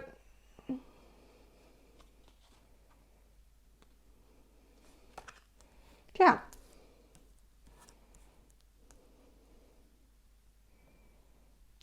But you can kind of see that, like, even though this, like, you know, this person is trying really hard to entertain these people around them, and it's because, you know, you can see that these people are so depressed. Like everybody's looking down, everybody's kind of, you know, yeah, it seems like a really sad scenario, like a kind of like a funeral. And this person just wants to lift the spirits. Like they just want people to, you know, not be so sad. Like they can't handle people being sad. And yeah. So they try really hard to get people in a good mood, and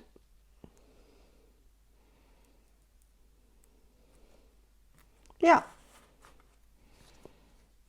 And they're very comfortable in being uncomfortable, or things that would usually make other people uncomfortable. It's not, it doesn't really, you know, it doesn't bother them to embarrass themselves, for instance. Like that's just, you know, kind of a default setting that they have. Like they are like they are kind of like they like to be a little bit embarrassing. They kind of like to make a little bit of tension and make people a little bit uncomfortable as well, like other people uncomfortable also. Like they just enjoy the whole scenario. They find it, you know, hilarious. So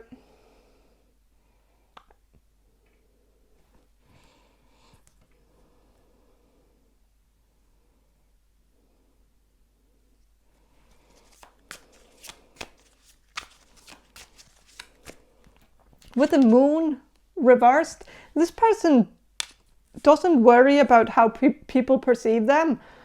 They don't care. Like they don't care about their reputation or people's perception of them, or like whether people are whether people like them or not, because, you know, they know that they're not everybody's cup of tea, but they try the best they can. And if people don't like them, then people don't like them. It's okay, you know. In many ways, they are actually quite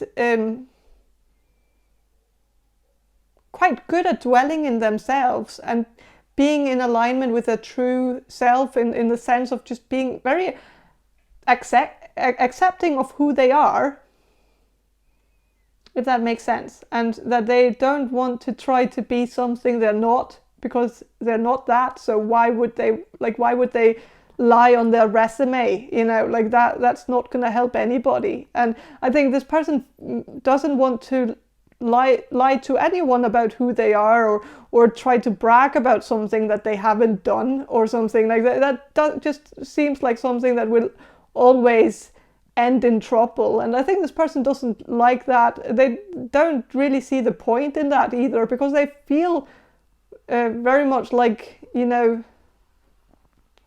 why lie? This person is very honest, but again, like this person keeps certain things for themselves, things that they have experienced, things like traumatic things from their past. That's not going to be something that they're going to tell everybody. So they keep that to themselves, but they are very honest. Most of the time they're very honest, and like kind of brutally honest sometimes, where it's a little bit awkward. Like this person is very random. They just say whatever's on their mind, and they're very funny, but they are a little bit hit and miss. Like I'm also getting something here like that.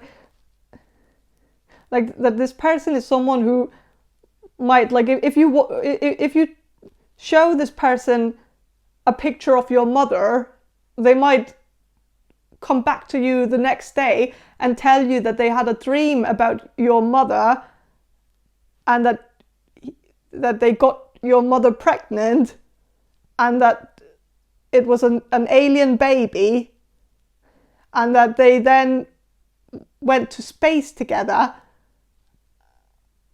and that was a dream. Like, it's very specific, but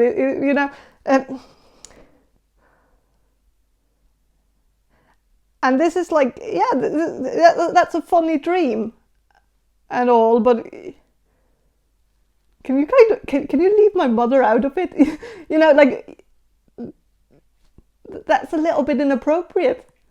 It's funny, I get it, but it's like, not everybody wants to know that this person has had a sexual fantasy about their mother. Especially you, who will be dating. You're going to be dating this person, and it might not really do the trick for you to know that they have that perception of your mother, for instance. Like that sometimes they just say whatever's on their mind, even though it's a little bit too much information, where you would have lived a very happy life not knowing that, so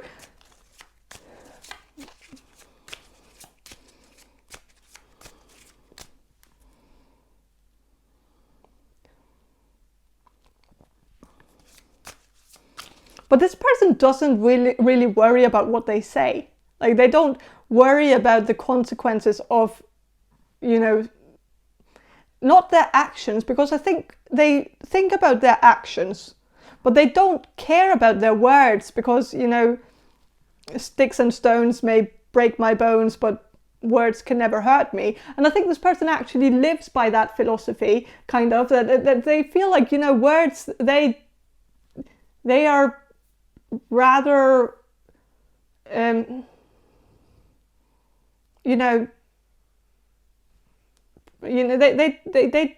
don't really matter that much, whether, like, because this person don't take anything seriously that other people say about them, and they have been a target to many insults. This person is someone that people either love or they hate them, but people mostly find them very charming, though. I think that is the common denominator, but some people don't find this person to be their cup of tea, because this person has a tendency to say some things that are a little bit out of line sometimes, because this person is brutally honest. But But usually people find this person very charming. But yeah. And I think you're going to find this person very charming. But I think that, yeah, sometimes it would be nice if this person was a little bit more thoughtful of what they say to people.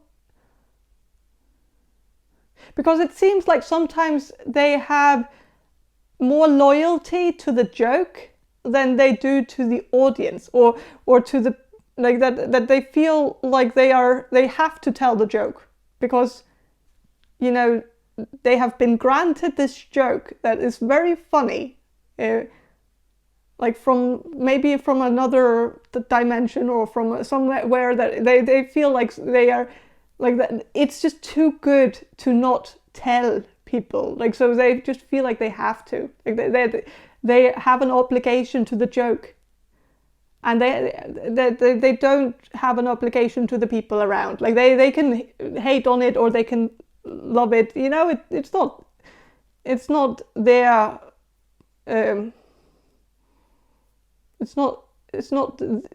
are not the judge. They don't decide whether a joke is fit for the audience. That's for the audience to decide. So they just have to tell it, you know, and then take it from there. This person could have some Virgo energy to them. Yeah, because I think this person is a little bit too honest. And I think that is a character flaw for Virgos. Yeah.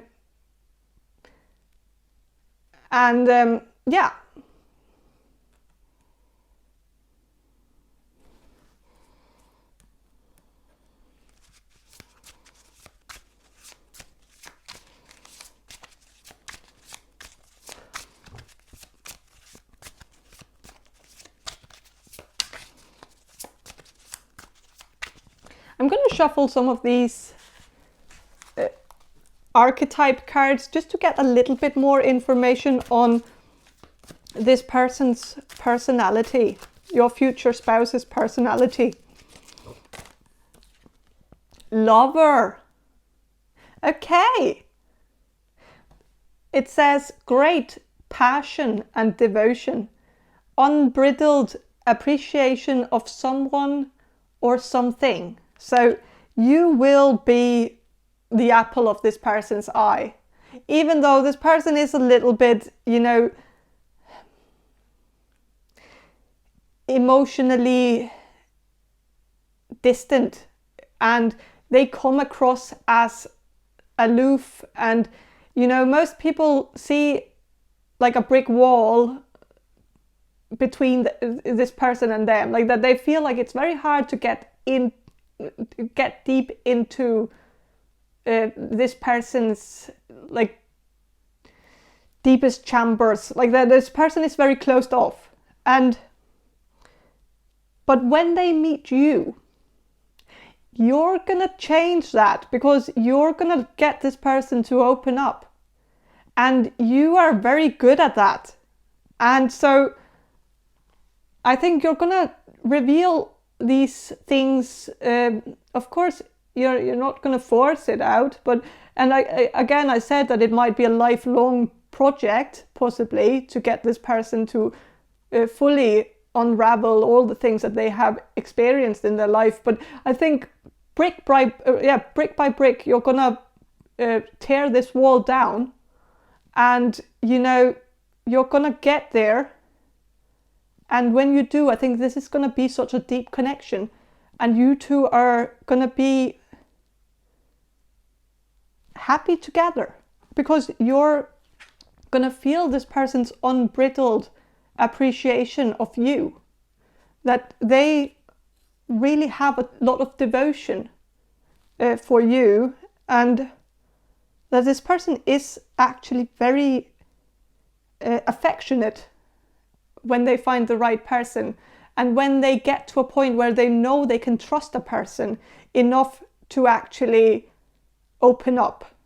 But this person has a tendency to push people away as a test, as a way to know if the person is right for them. And when you're gonna pass that test. And when you do, this person is gonna devote themselves to you. And this is gonna be a very beautiful connection. And this person is gonna this person is gonna make you laugh every day, many times a day, and you're gonna have a blast with this person. And you know, this person is sexy as well. This person is handsome, really attractive. Yeah. I feel like there's going to be a strong sexual chemistry between you two. And it's going to be a beautiful thing. So that's all I have for you. Group number 3. I hope this reading was helpful. And have a great day, and bye. Hello, group number 4. You chose this Miss Cleo's tarot deck. And I'm going to start with some channeling, and then I'm going to shuffle the cards for you. So I'm going to do the channeling now. So Spirit, can you answer this question for group number 4? The people who will choose group number 4. Who is group number 4's future spouse? Okay, this person likely has brown skin, black hair, and dark brown eyes.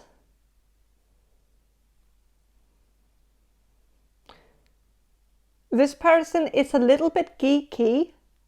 I think this person likes video games, and they like Dungeons and Dragons, possibly. They might also paint Warhammer figurines, and like they like to do a lot of geeky things. And they probably also like Lord of the Rings.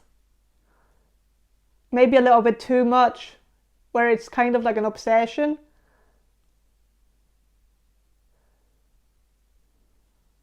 This person has watched a lot of television also. I feel like this person has a lot of TV shows that they actually follow on Facebook.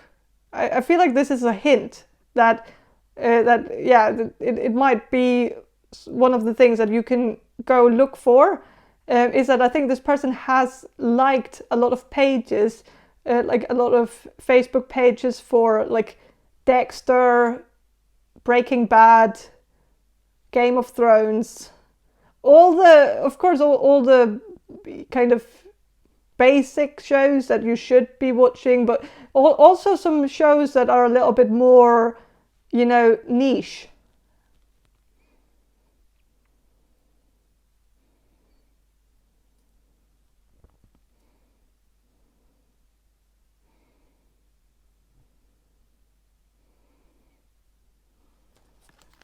This person has a hard time flirting. Like they don't know how to flirt. Like this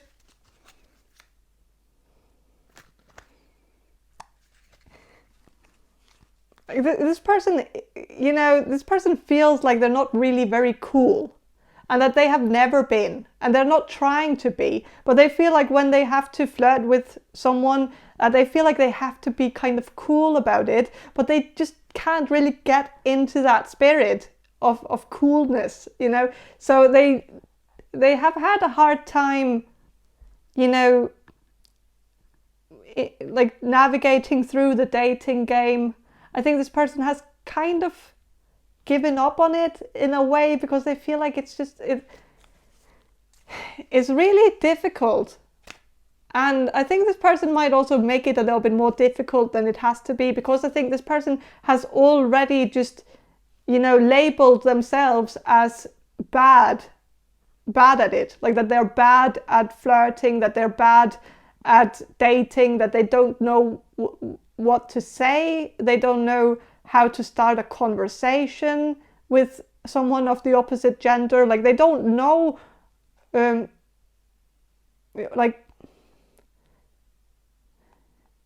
don't know what to talk about. And I think they end up having a lot of awkward dates because they don't know what to talk about. And maybe, of course, this is maybe going to happen also when they date you, is that you're gonna sit there and there's gonna be some awkward silence because this person just doesn't know what to say. Like they are afraid of talking about the wrong thing. Like what if they start talking about something and you're gonna label them as, you know, a geek, or like, you know, that sort of thing, that you're just gonna see them as, oh, okay, like that's just lame. Like if they start talking about Game of Thrones, they feel like, what if you don't like Game of Thrones, and what if you don't like people who like Game of Thrones? And then you're like, what? Then they just feel like that, like it's all so serious for them. Like, of course, like, first of all, like most people do like Game of Thrones, so I feel like it's maybe a safe choice, but I feel like this person just overthinks everything. Like they really they end up pacifying. I guess pacifying is the wrong word. They create, like they make themselves passive. That's what I'm trying to say. And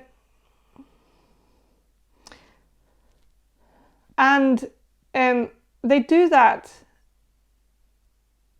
by kind of numbing themselves from making actions because they overthink it. And, you know, it ends up like they think about all these scenarios that could go wrong in their mind. Every time they think of one thing to say, they think of 10 worst case scenarios. And so they end up saying nothing.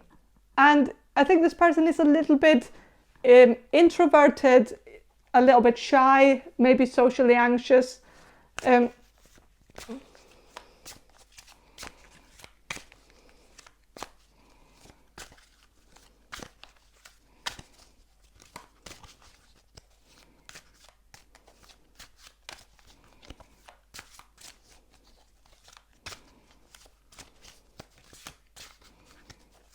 Okay, I'm going to shuffle and see what the cards have to say about this person who's going to be your future spouse. I feel like you're going to actually, you're going to hit it off. So you just have to get past this awkward date.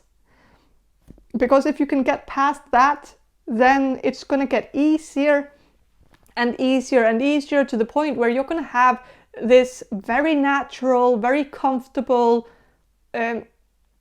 relationship where you can be yourself fully. Like you can be completely yourself around this person, because you're going to get to a point where you're just so comfortable around each other. You know, it just feels just like you're married to your best friend, you know? Someone that you can play video games with, if you care about video games. If you don't, then this person wouldn't push you to do that. But you know, it's someone that you can watch TV with. You can watch TV shows and you can talk about them, and like you can analyze them, and this person is also good with deep conversations, because this person is actually really smart. And this person is very attentive and very good at noticing things. Yeah. And very good at analyzing.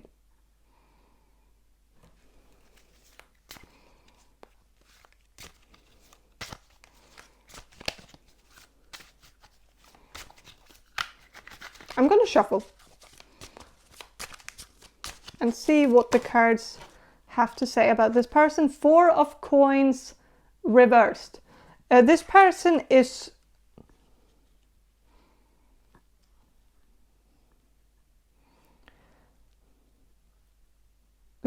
not very good with money, but this person is not frugal, and this person is not someone who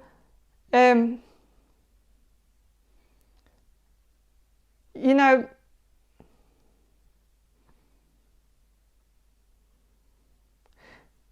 this person is a gentleman. First of all, I don't think this person would want you to pay for half the meal when you go on a date with them.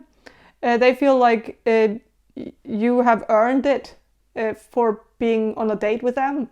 This person, even though this person is actually well, self-confident is maybe not the right word, but this person has a lot of self-worth to the point where they feel like they don't need to be someone that they're not in order to, well, they feel like sometimes they, especially when they are around their friends, like their male friends, they feel quite confident, I think, but they are not confident around women. But yeah, I think that's the thing. I think they have a hard time talking to women, if it's a man. If it's a woman, then this person has a hard time talking to men, or to other women, if that's the thing. So,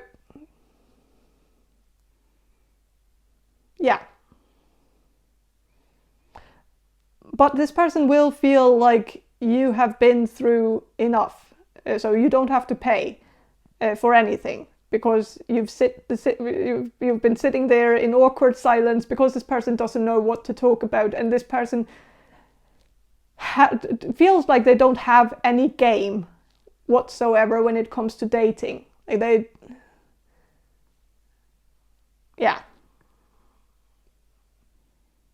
So, in that sense, I feel like this person is actually very generous. And this is one of the first things that you're going to notice about them. But they have I feel like their generosity might have a backside to it, because I think this person might not be the best at, keeping track on their own finances. That sometimes it slips, and they don't have like that bigger picture of what's going on,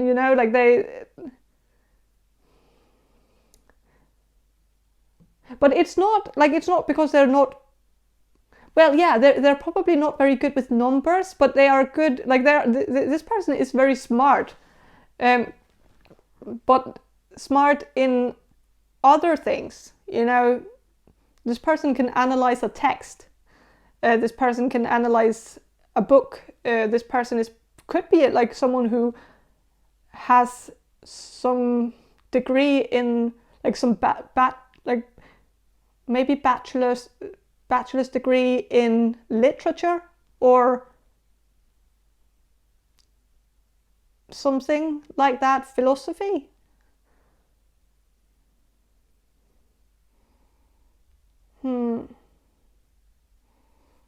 English, some language. I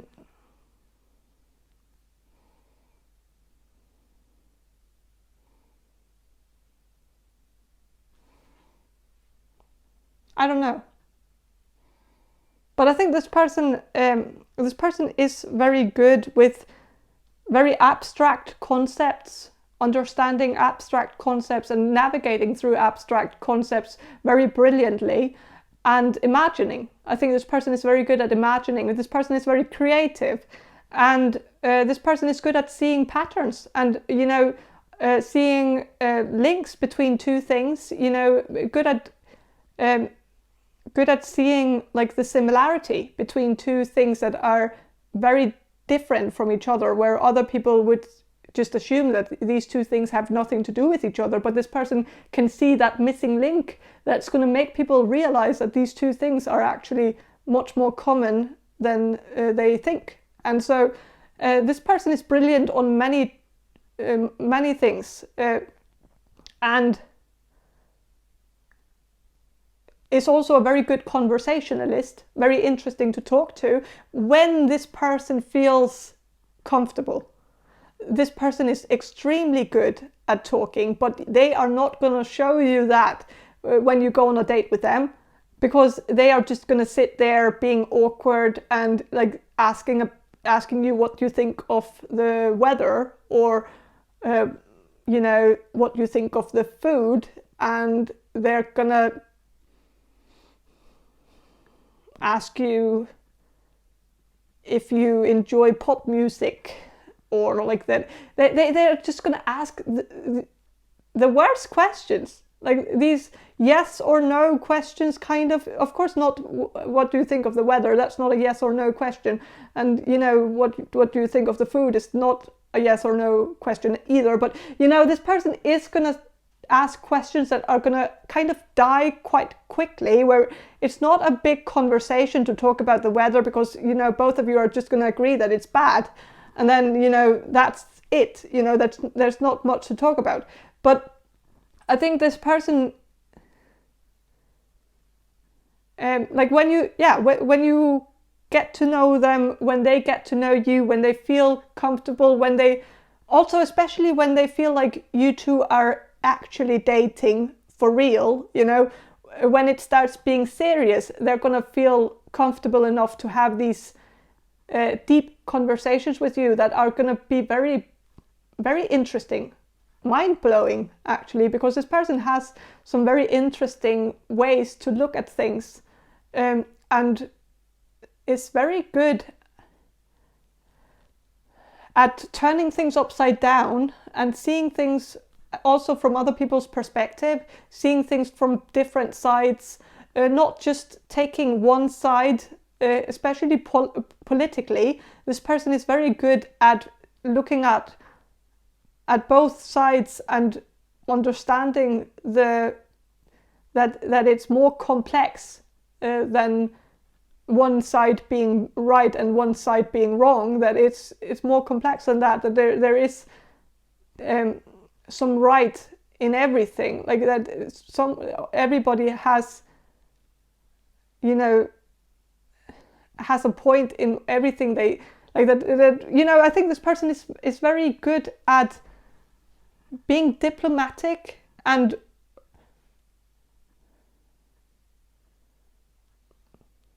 understanding people, you know, like understanding the complexity of human beings. And that I think this person is also very psychologically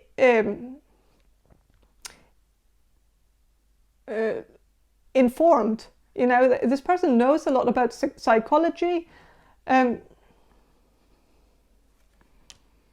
But yes, this person might not be good with finances, but who is? You know, this person might not know exactly how to do their taxes. They might have to look it up every time, you know, they might have to go and find the same tutorial every time because it just doesn't stick, you know, because it's just, it feels random, or it feels like it never really, it seems to be very straightforward. And I think this person just, like, this person is used to Googling everything. Like if there's something they don't know or they need some help with it, they just Google it. They don't like asking people though. Like they don't ask people for help, but they do use tutorials, YouTube tutorials, all the time. Like every time they are, you know, struggling with something, especially when it comes to computers. I think this person actually has built their own computer. I think they have, and I think they are very invested in gaming. I know it, like, it might not be the most flattering thing to be interested in, but I feel like it's actually a very good hobby to have. I think there could also be a potential for this person to maybe get into streaming, and then there might be, you know, a point in it. I don't think it's very, of course, this person might not be interested in streaming their games. They might feel like they don't really like to be the center of attention. They don't like people to watch them. They just like to be left alone a little bit. Like they don't necessarily, they don't like attention. They like to blend in with the furniture a little bit more. But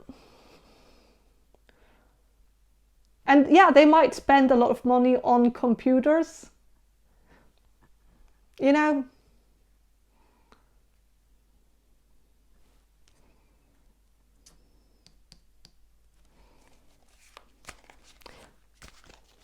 But then again, you know,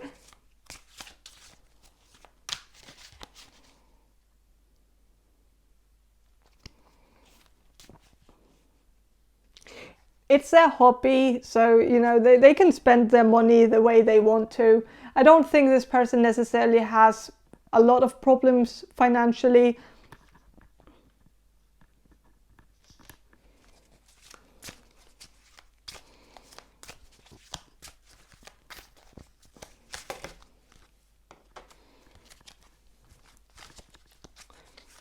But I feel like this person is also not frugal with their emotions.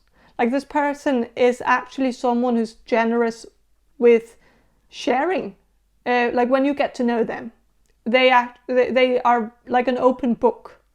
If you need information about their past or something that they went through when they were younger, or like they're gonna tell you right away. They don't like the suspense of that. Like they don't need that. Like they don't need to drag it out. Like they're not thinking about the long game and keeping you interested and keeping themselves a little bit mysterious so that you keep interest in them. Like they don't give a fuck. Like if you ask them a question, they're gonna be honest. And they don't think in mind games. Like they're not a very, like they don't like the whole idea of making dating into a game. You know, it's just like they just want to be genuine. They want to say what's on, like they want to tell you things. You know, they don't want to keep things hidden. And I think that's a very good sign that this person is just a very honest, very genuine, very authentic person. They won't be that way on the first date. But that's like nobody's completely genuine and authentic on the first date, because, you know, they don't know if they're gonna, you know, step like what, you know, they don't want to yeah, I don't know, like they just don't want to overstep, or they don't want to say something wrong that's gonna make you feel like they're icky or something. I don't know, like they like there's just a lot at stake on the first date. Like the first impressions are so important, and even though they end up leaving a terrible first impression because they are so much in their own head about making the right first impression. So it's a catch-22. But you know,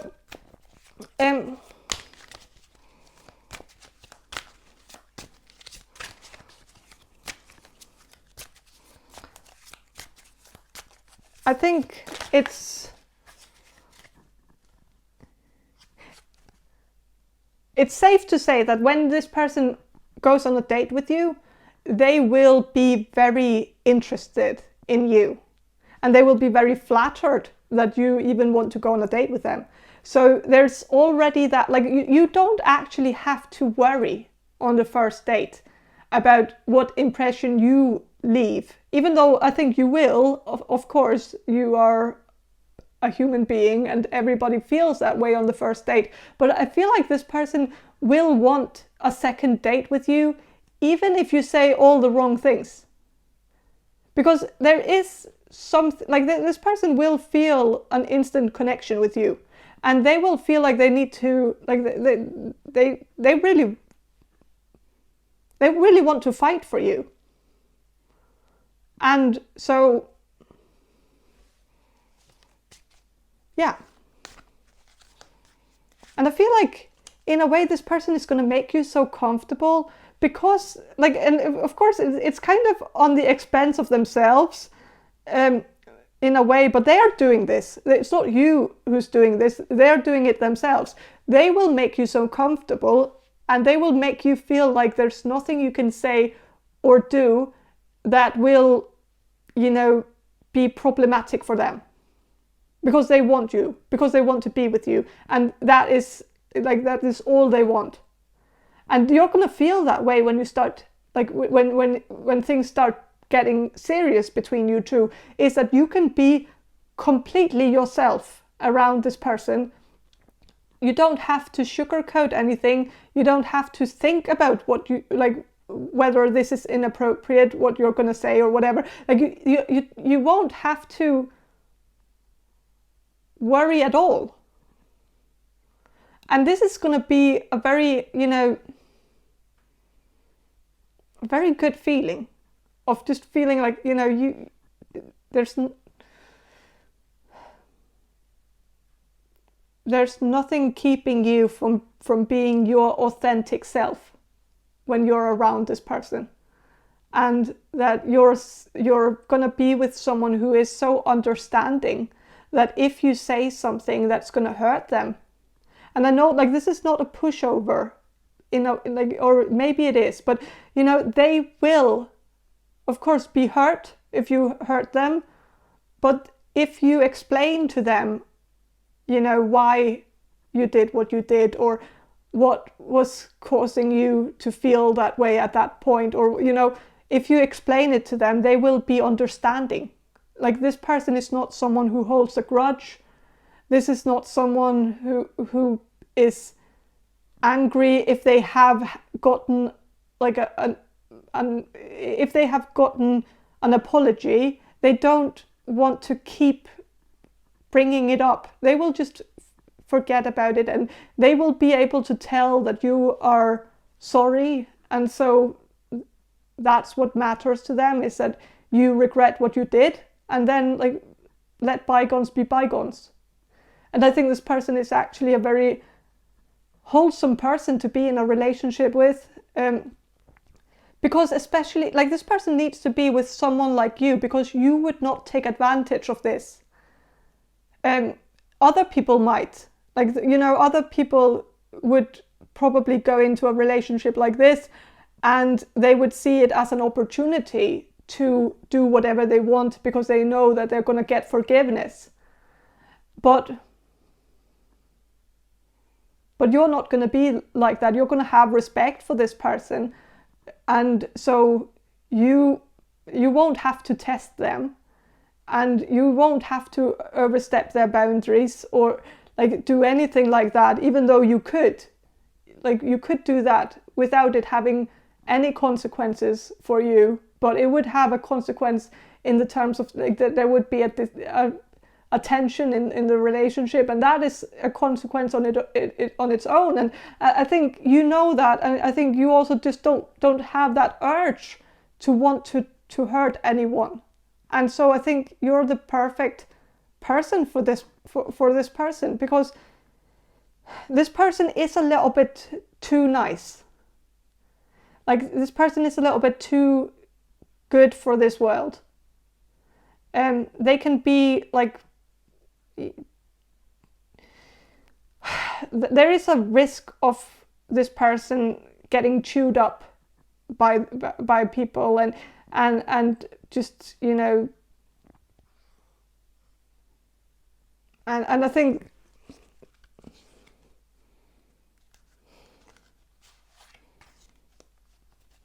I think you're a good match. I think you're both gonna have respect for each other, and I'm gonna shuffle a little bit more about your future spouse.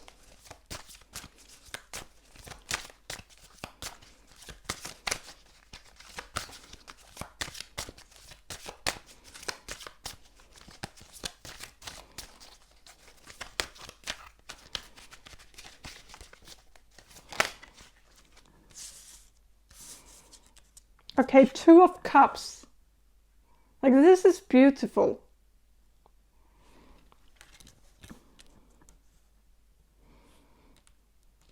This person is very loving, and you're gonna have a very loving and very affectionate relationship.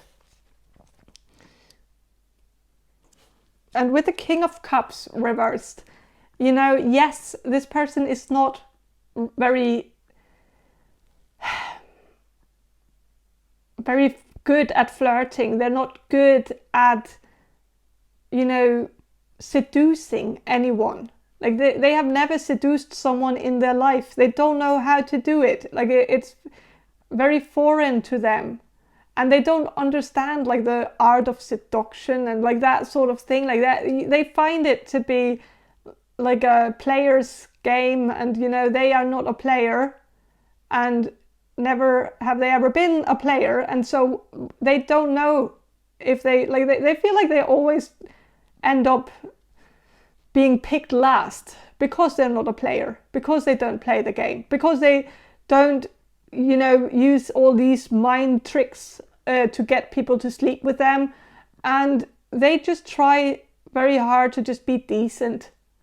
sweet and decent, and if people fall in love with them, then, you know, that's great. But, you know, they can't really put themselves in a position where they try to, you know, use a pickup line, you know, something icky at someone where it's like, it's not them, like that's not who they are. And they're not a pickup artist. They don't try to be, and they know that if they try to be that, they will just end up embarrassing themselves. And so this person is just a stand-up person, actually. Like, this person is very real, very authentic, and they, you know, they want the best for the person that they are with. And so that is how they will be around you when they are in a relationship with you. They will want the best for you.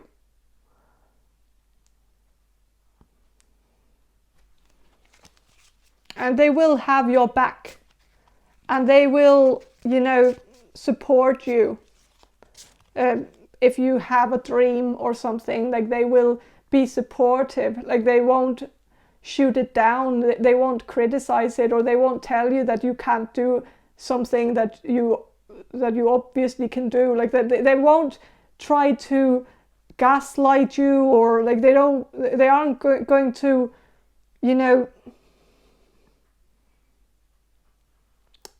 like, they're not going to talk down at you or like minimize your worth or anything. Like, they will always talk you up. Like, they will always hype you up.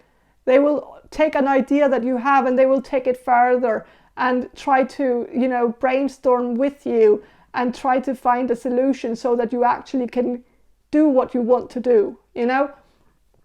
And yeah.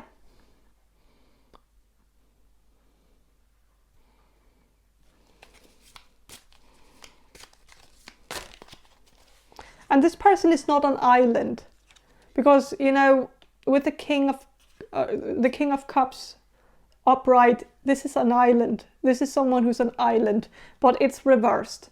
So this person is not an island. They need people. They want people in their life.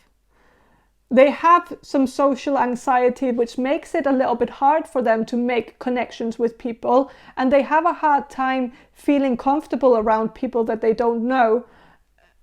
But when they get close to a person, they don't want to let go. And they like being a couple. They like being in a relationship. They don't like being single. So yeah. I'm going to shuffle some of these archetype cards just to get a little bit more information about who your future spouse is.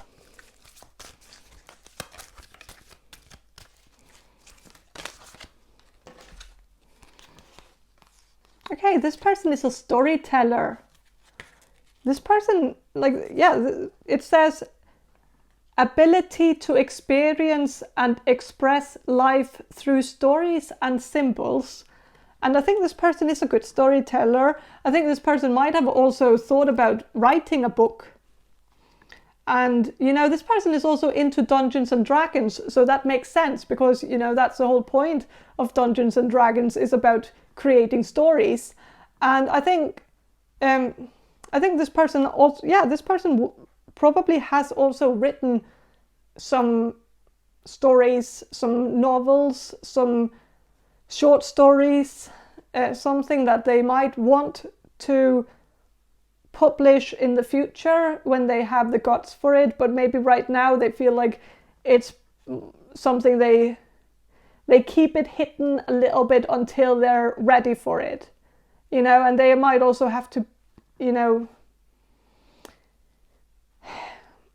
like adjust it a little bit. There are some adjustments that they need to be done in order to make it perfect. I think this person is a perfectionist. And yes, they don't have like their finances in control. They might be, you know, a little bit,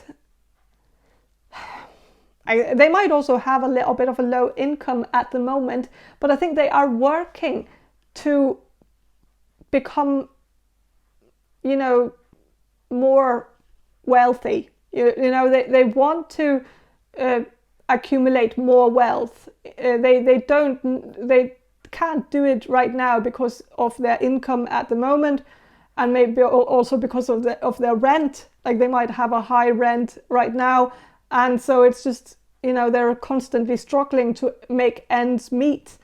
And that, of course, I know that might appear a little bit unappealing to some people, but I think like this is just a temporary thing. It's where they are right now, and possibly when you start dating them. But with time, I think this person is going to feel a little bit more settled down in what they're doing, and also a little bit more ballsy in actually making some decisions to publish something or to take their art a little bit further. Like that, I think this person is actually sitting on a gold mine, but they just don't seem to realize it. Like that they actually have, you know, a lot of potential in the things that they have already written or already painted, or like something that they have created that could definitely have some value. Okay, with the Don Juan, it's kind of funny because, you know, I just said that this person is not very good at flirting, or, you know, and this person isn't, but I can't really argue with this card. I think this person has a subtle charm to them, and I think sometimes in the awkwardness of this person there is something seductive about it. I don't really like, maybe it's seductive to you, you know. It might not be seductive to anybody else, or like, or it will, like, of course it would be to someone else, but like, it's not like it's only you who would find this person seductive or attractive or whatever. Like it's not like that. I think it's not because this person is unappealing to others, but I feel like when you meet this person, you're actually going to find this person to be extremely attractive and extremely charming, and actually someone who you find appealing, and that you find this person to be seductive in their own way.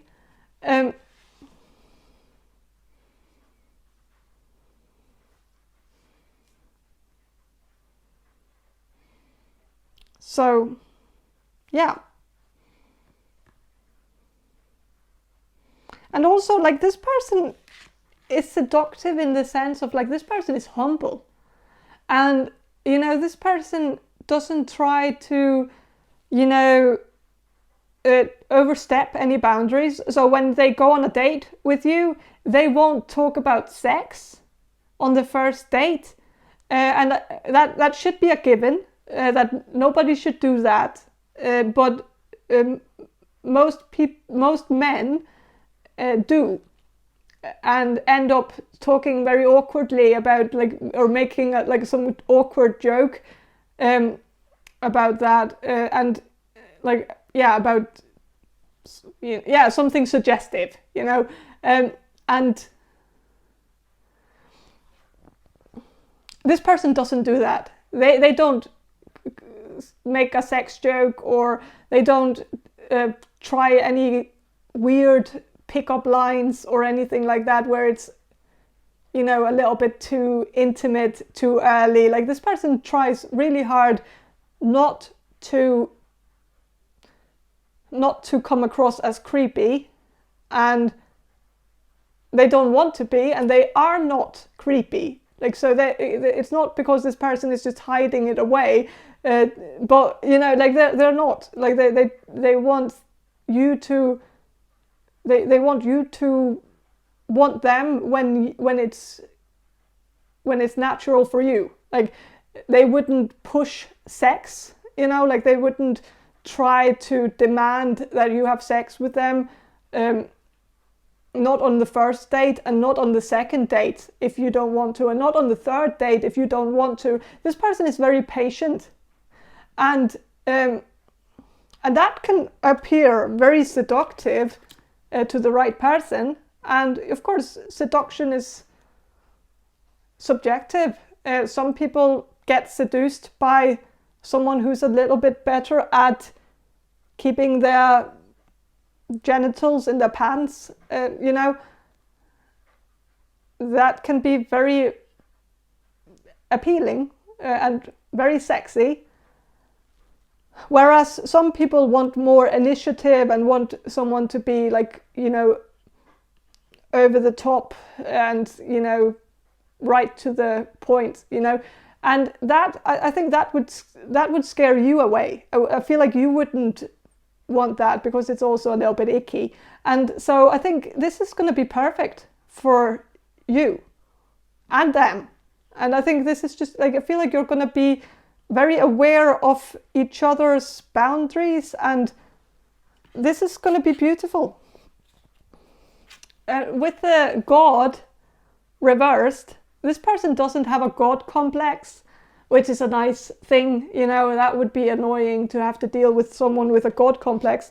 This person is very humble. This person is not someone who thinks they are the shit. Like, they don't think they are better than everybody else. Like, they know that they are a little bit mediocre at and maybe they are just fine with that. They don't need to be more than that. Like, and they don't try to make people see them as something they're not. And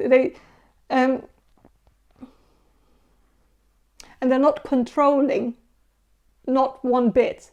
But they're not submissive either. Like, they're kind of like a middle ground between that. Like, I think they come across as maybe a little bit more submissive, but they're not a complete pushover. But I think they don't like being dominant or trying to dominate you or trying to force you into doing something like that. It's just a turn off for them, and they know that it would be a turn off for you too. So I think this person is actually quite aware of, or they are gonna be very aware of you and your feelings and who you are. And this person is gonna see you, and I think you're gonna feel very seen and very heard, and you're gonna feel like they listen to what you have to say, and that they're curious about you, that they're interested in getting to know you, and that it seems like a genuine interest where it's not just forced. It's something that just comes naturally to them, that they really want to learn everything about you. And I think that's just beautiful, actually. So yeah, I think that's all I have for you. Group number 4. Thank you for watching, and have a great day, and bye. Hello, group number 5. You chose the Grunge Tarot, and I'm going to start with some channeling, and then I'm going to shuffle the cards for you. So I'm going to do the channeling now. So Spirit, can you answer this question for group number 5, the people who will choose group number 5? Who is group number 5's future spouse? Okay, this is someone who's either studying at the university or this person has a university degree, like a master's degree or a PhD. I feel like this person could study something like history, anthropology, theology, possibly religious studies, or philosophy. Did I say philosophy? I don't know. But philosophy too. And this person could also study something like biology, possibly. But, you know, they could be studying anything, really. And if they are not studying, I feel like this person is working as a teacher or a professor, or maybe a cultural mediator, or someone who works in a museum or in an aquarium, maybe as a marine biologist or something. I don't know. This person could also study like social work, social studies, environmental studies, something like that. I don't know. I feel like this person is a little bit of a hipster. This person, like, I'm kind of seeing like a hipster type, you know. This person might wear like sweaters, like Norwegian sweaters or Icelandic sweaters with a pattern.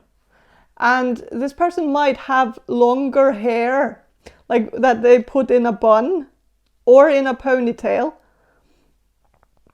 Or this person might have medium, or shoulder length hair that they can't put in a bun, or maybe they can, but, you know, usually they might just have it, you know, freely. Like this person might have wavy hair. I feel like I'm kind of getting a little bit of that Spencer Reid from Criminal Minds, that kind of energy. I feel like this person might wear like sweater vests with like a button-down shirt underneath. This person might also wear like turtlenecks. Or something with a pattern, you know, anything with like a retro pattern. I think this person really likes retro things, anything vintage. I think this person goes to thrift shops and antiquity stores. And I think this person just really likes the old days. And, you know, yeah, this person might also like vintage cars. And, you know, black and white movies and music from the 60s or the 70s. I think this person hates the music that people listen to nowadays. I think this person feels like it's all just pop music and it's all just auto-tune and really terrible to listen to. And I think this person has an opinion about almost everything, I think. And yeah, I think this person could be someone who plays strategy games on the computer, like Crusader Kings, Civilization, Rome Total War, anything like that. I don't know. This person, like Age of Empires as well, like, you know, anything a little bit vintage, you know, like something that's not from you know, from the last 20 years or something, but like something or something that's a little bit in the past, you know, or something that wasn't released within the last 15 years or something, you know.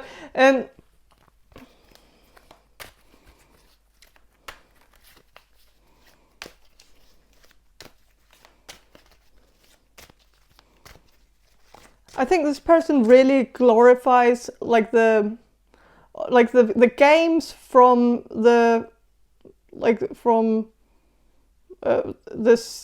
zeros from 2000 or 2001, 2002, something like that.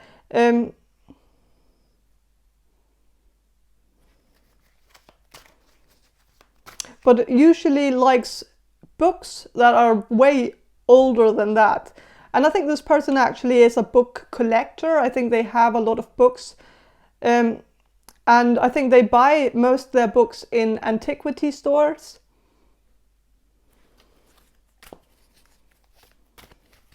I think this person really likes German philosophy for whatever reason. Yeah, because it's very, it's usually, usually very good. So yeah, it makes sense.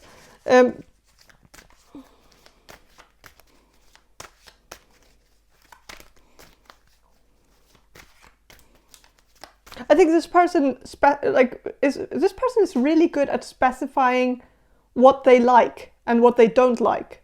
You know, like this person knows exactly what kind of movies they like and what they don't like, and they're very good at picking what fits them, like what fits their identity. So, and they have an opinion about everything. Anything like music, movies, TV shows, art also.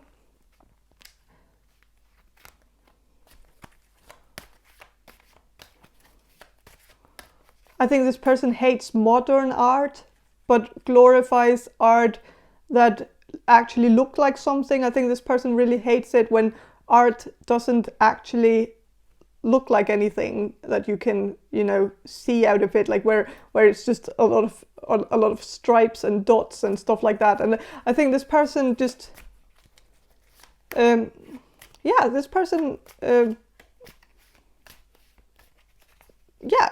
they have opinions, and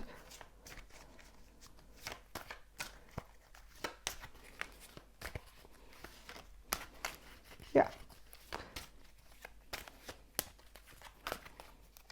If you go to this person's house, it's gonna be, I feel like it's very classic. They like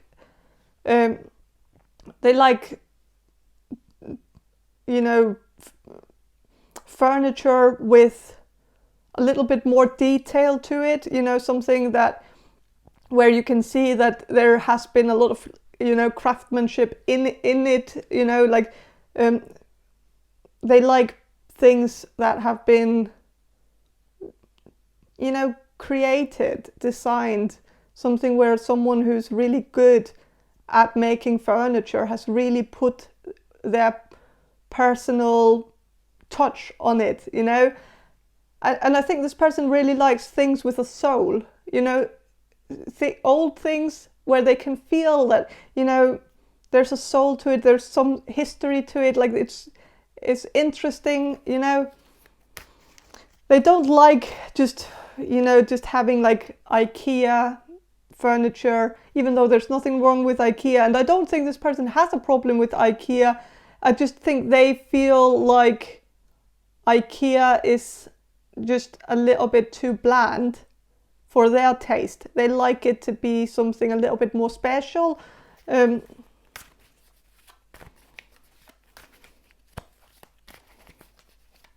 And unique and one of a kind. And I think they like to go to thrift shops and antiquity stores to find furniture that's one of a kind. Something where they can see that it's not fabricated in like something where it's created in many multiple, if that makes sense.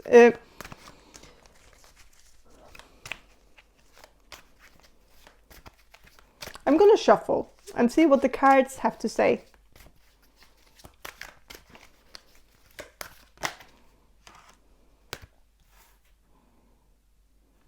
Knight of Wands. This person is someone who is very passionate, and they are very, very, very passionate when they talk about the things that they know a lot about, especially the things that they have a degree in, They love talking about, like if it's philosophy, like if they have a philosophy degree, they talk about philosophy with a lot of, a lot of passion, a lot of spirit. It's really, really interesting to hear this person talk about the things that they love talking about. And this person really likes sharing knowledge with people, because they want to give people that same aha moment that they got when they learned it, and they love to show people a different way to look at things, and like they really love also they really love talking to people. And yeah, this person could also be a journalist. I don't know if I said that, but I'm kind of getting journalism as well, because I think this person really loves talking to people, and you know, they feel like whenever they meet a new person, they see that as an opportunity to learn something new, because they know that every person has something, like they are sitting on some information that they don't have. Like they know something about something that they've never heard of.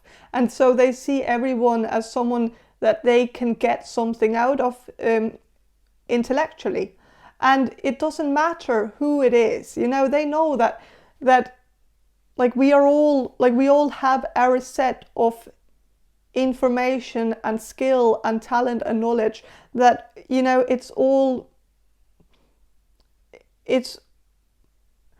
special, and nobody is necessarily more interesting to talk to than the other, because we're all interesting in our own way. And so I think this person is actually very humble, even though, like, when you meet them the first time, you're gonna maybe think this person is a know-it-all, because this person might start talking about something, like they might tell you like a fun fact about something, like about science or something. Even if this person has a degree in philosophy or anthropology, I think this person still has a lot of love for science as well, like biology and chemistry and physics. And like this person really seems like someone who has a very broad spectrum of things that they are interested in. So when it comes to interests, this person doesn't pick and choose. They are genuinely curious about any topic, any subject. Everything can catch their attention, and they love collecting knowledge. It's like they love learning something new, and they know that a homeless person can teach them something, and a homeless person can teach them just as much as someone who is a professor in marine biology or whatever. Like that, it doesn't matter, because, you know, everybody has some unique information that is valuable to them. And so it's just about asking the right questions and getting someone to talk about the thing that they are passionate about, and then just sit there and listen. And I think this person is a very good conversationalist. This person is very good at getting information out of people, and, you know, yeah. And this person is very passionate. I'm kind of getting like a Hank Green vibe, the YouTuber. He had like a YouTube channel called Crash Course, and yeah, I'm kind of getting that vibe from this person, that I think this person is very passionate when they talk about science or you know, anything like that.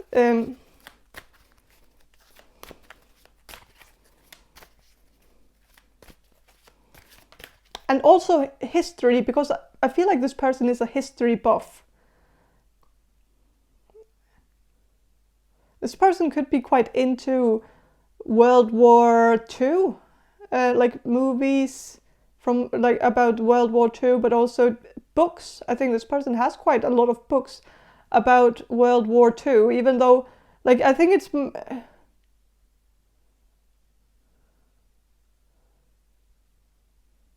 it seems like something that just caught their attention a lot. Like they really seem to, like, I know it's very specific, so it might not resonate with all of you, but I feel like anything really can catch this person's attention. Yeah,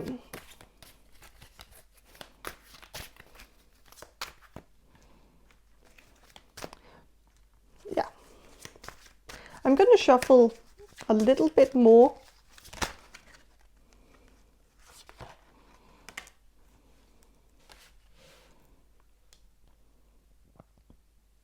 with the Emperor, this person is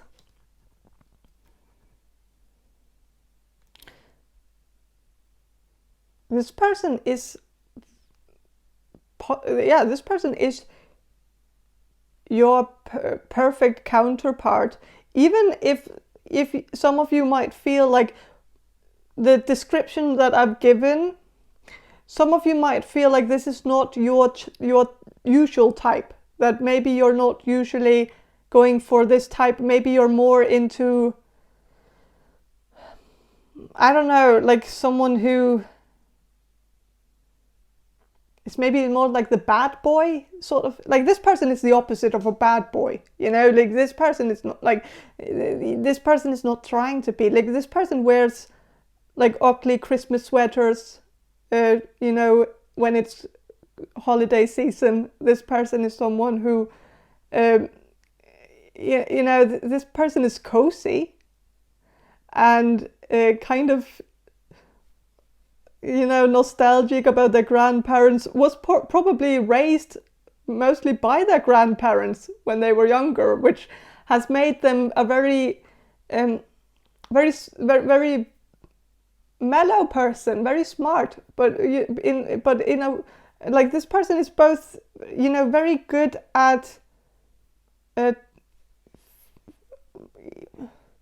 acting in a very moral way, where they don't step on anybody's toes. They have a good like a good set of values. But this person is also like this person, when this person was a kid, they were probably quite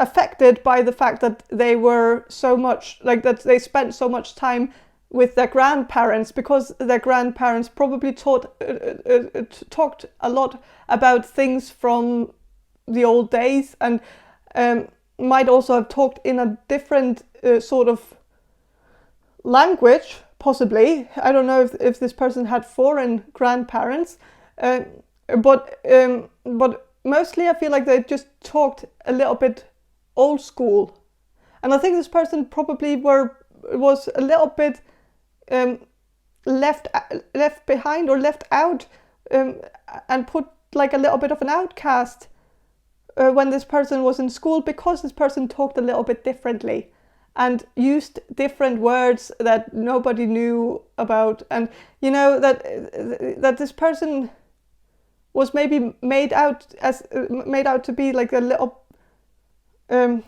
or people, or this person's peers, they just saw this person as a little bit different from them. But I feel like this person was, you know, I feel like the teachers really loved them. I feel like this person has always had the hearts of the adults. Like since they were young, like since they were 8 years old, they were always adored by the mothers of their friends and the fathers of their friends, and like you know, they were always like, I feel like I'm kind of sensing that this person was like at like birthday parties when they were young, and then like they were sitting in the kitchen with the mothers, sitting there and like talking to them instead of playing with the other kids. And the dads, I'm not being sexist, like just the parents, like the adults, like, and I think this person had a really good bond with their teachers as well, you know, not a weird bond, but you know where it just felt like you know, they talked better to, like they were better at connecting with older people than their peers. And I think, yeah, that could probably be because they spent a lot of time with their grandparents. But with the but what I'm trying to say with the Emperor here is that, yes, this person is not a bad boy. This person is, or a bad girl if this is a woman. But, you know, And this person seems like a very, you know,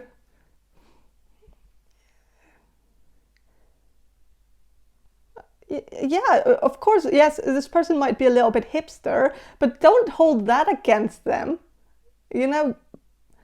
And this person might, like, I'm kind of getting something here, and I don't know if it makes sense, but I feel like there is a trend where this is the new hipster. Because what I just described, I feel like that's the hipster from a few years ago, and I feel like people don't necessarily do that anymore. Well, they do, but I feel like this person could wear like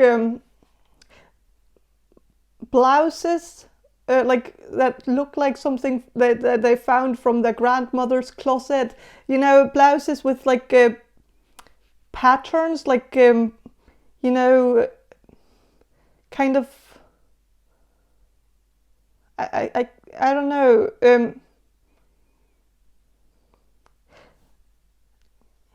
you know, something that looks a little bit more feminine, possibly, even though the emperor is here. I feel like that is actually quite fitting, because I think this person actually dwells so much in their, like, they're very confident in their masculinity, to the point where they can wear something that is a little bit ladylike, but in a way that they, like, when they wear it, it doesn't come across as very feminine, because it's a man wearing it. And of course, now I'm assuming that your future spouse is a man. I feel like for some of you it's a woman, so if it's a woman who's going to be your future spouse, I'm kind of seeing like grandma core, you know, cottage core, someone who wears flowery dresses, and yeah, also sweater vests and anything cute and anything, you know, a little bit old school, and yeah.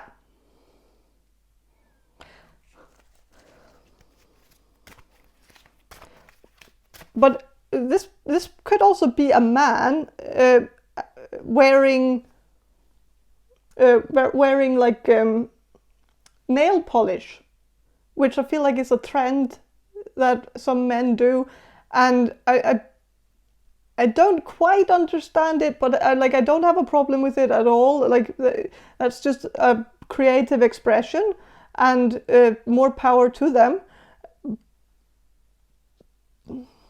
So I think that could be something that this person might do, but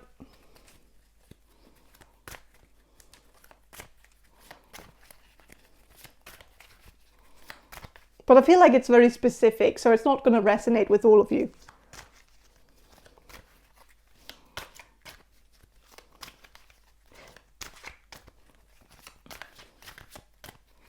I feel like this person is kind of like a blend of like hipster and something a little bit like a metalhead, someone who really likes metal, heavy metal or something like that, but also really likes, you know, punk, and like especially 70s punk or something, or punk rock sort of thing. And then, but so in that sense, this person could be a little bit of a bad boy in a way, but I just feel like maybe this person doesn't have that douchey personality that usually comes along with someone being a bad boy, but, or a bad girl, of course, but, and the third thing, you know, is kind of like that very classic grandfather, grandmother sort of thing, especially grandfather thing with the pipe, with the vintage cars, and, you know, that, yeah.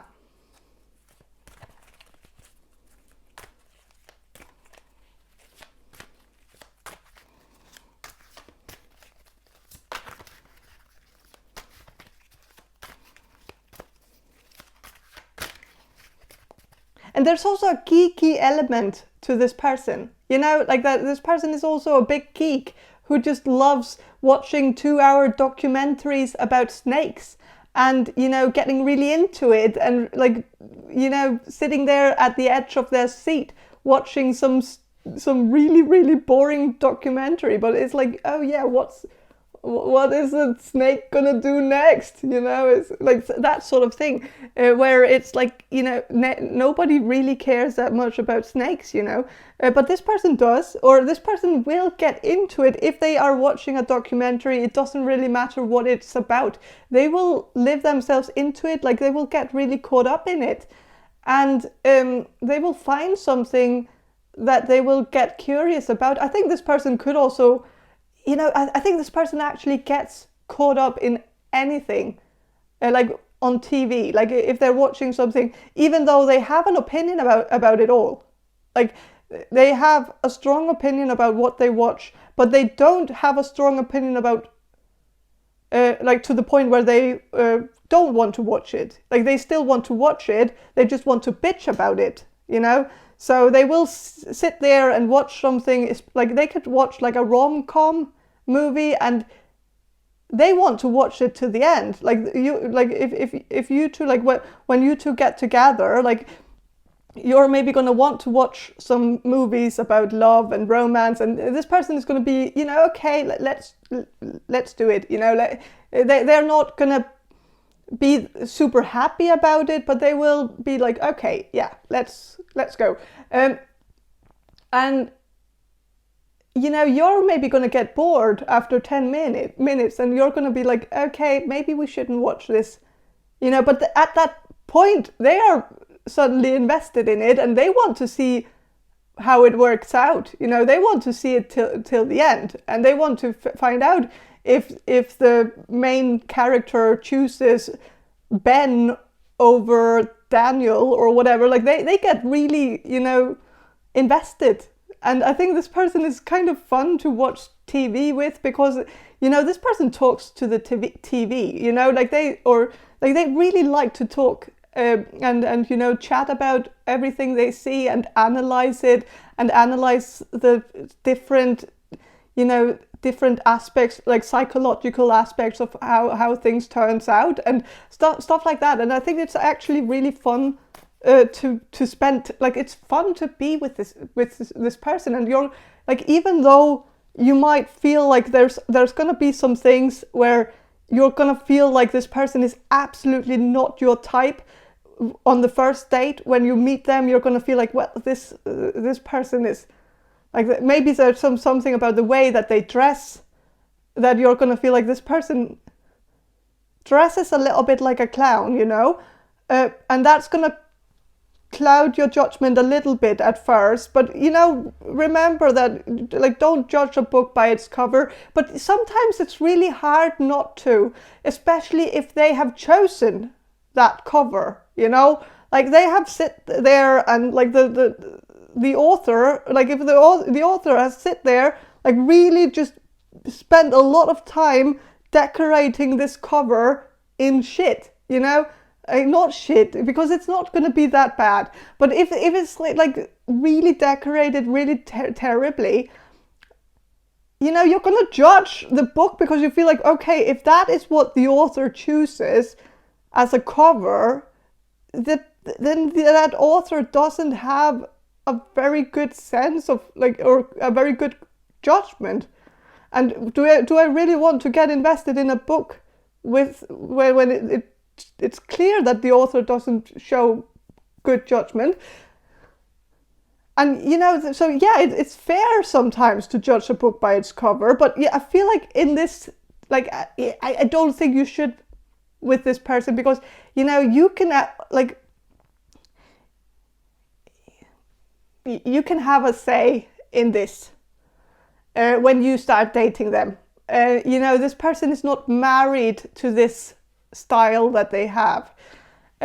They have chosen certain outfits, maybe just because they find it fun.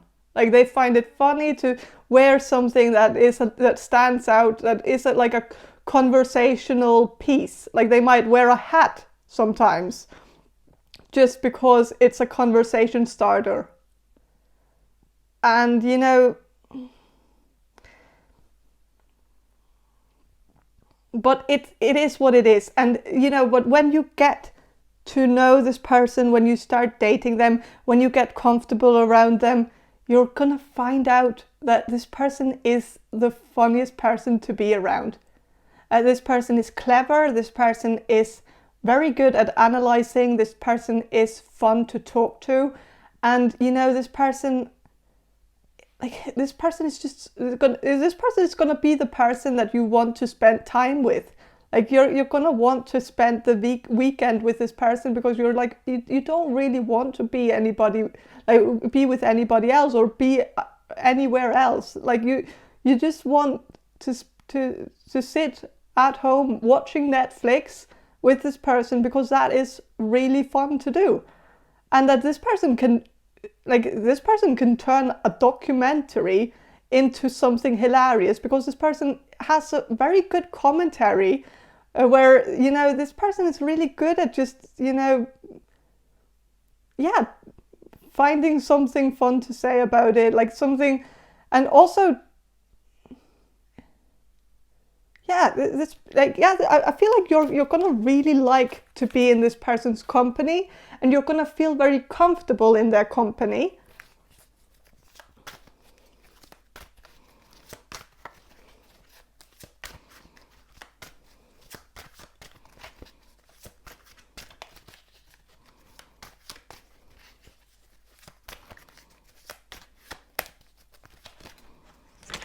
Okay,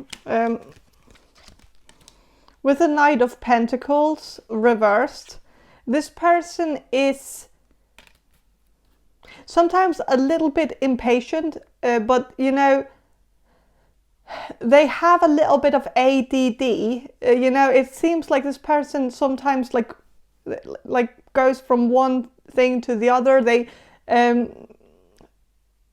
don't, like, this person is really knowledgeable. But the reason why they're so knowledgeable is because this person has had these short interests, but they have had a lot of interests. So like one day they really want to know everything about, you know, insects, and then they research a lot about it and Google a lot about it, and they read books about it, and then like next day they're going to be like, yeah, insects, you know, that was yesterday, you know, now we're into bricks or something, I don't know, like but this person quickly loses interest, and then like they're on to something new, and that means that they have a lot of, you know, a lot of, like, they've been scratching the surface of a lot of topics and a lot of subjects, and, you know, that is also why they are a very good conversationalist, because they can talk to anyone about anything, really, because they know something about everything, you know, a little bit about everything, you know.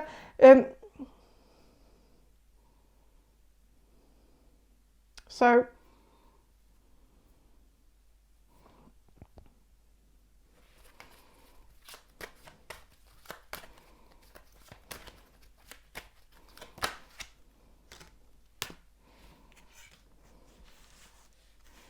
okay, with the Three of Pentacles reversed, this person is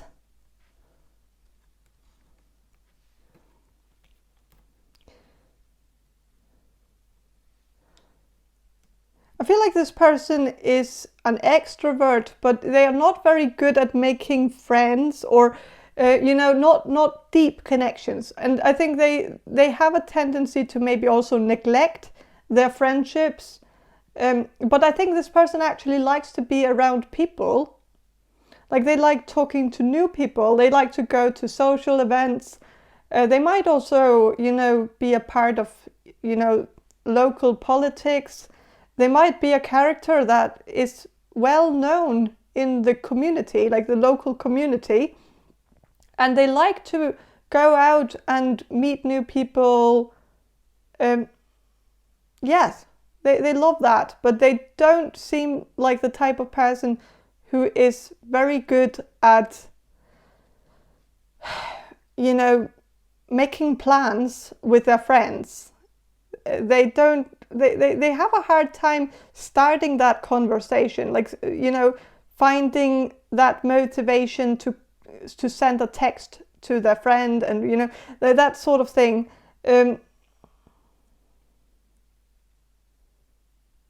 They seem to be the type of person who waits until someone else contacts them, because then they don't have to, you know, do that, which can, like, it's just, I feel like it could be something about, you know, anxiety. I don't know, like, I think this person is just afraid of, you know, contacting someone, and like, what if they don't want to talk to them, or like, what if, like, yeah, there's a lot of what ifs, and I think this person is better in a relationship, you know, like they and this person is like, I feel like when you start dating this person, you're gonna have to, you know, push them to contact their friends, you know, like, tell them, like, now is maybe a good time. Now, like, you need to keep things going a little bit, like, you need to at least make yourself known to that, like, so that they don't remember, like, so that they don't forget you, you know, like, that you need to keep it going. And I think this person, because, like, in a way, like, this person will be very, very focused on you when you start dating. That's also a thing. Like, if you're afraid of dating someone who's just going to be spending time with their friends and never actually, like, spending time with you, like, never wanting to just sit at home with you during the weekends, like, where, like, you're not gonna, this person is not gonna be like that. This person is always gonna just want to be with you. So they will have to have, like, a kick where you say, like, now you need to contact your friends and maybe ask them to, like, have, like, a night out or something, or at least some kind of, like, movie night or board game night, or you know, something, because it, you know, it can't just be you all the time. But even though maybe for some of you that's okay, but for others of you, you might get tired of being, you know, the only company for this person. And it's not because this, like, you know, this person is actually very well liked by the people that they know, you know, and their friends also have a good relationship with them, but it's just that this person just like kind of ends up, yeah, neglecting their friends. They yeah, with the Four of Swords, yeah, this person sometimes need a push in order to do things. This person is not a very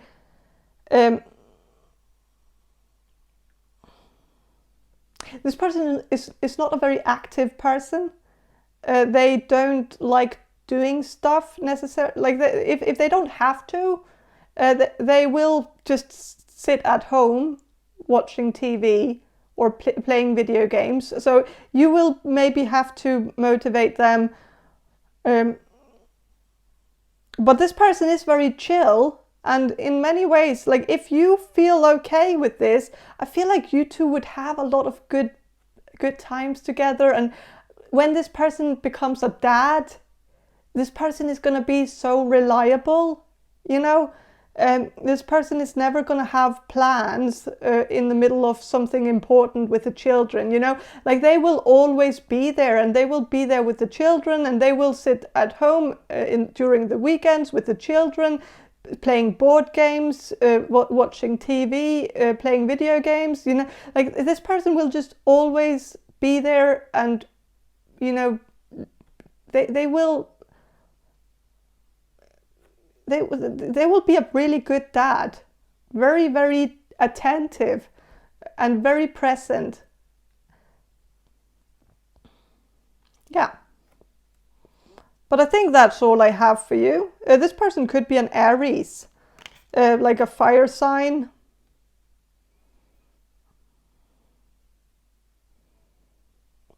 Yeah. But I think that's all I have for you. Group number 5. I hope this reading was helpful, and if it was, please subscribe to my channel. And if you want a personal reading from me, check the description box below for more information on how to get one. And thank you for watching, and bye.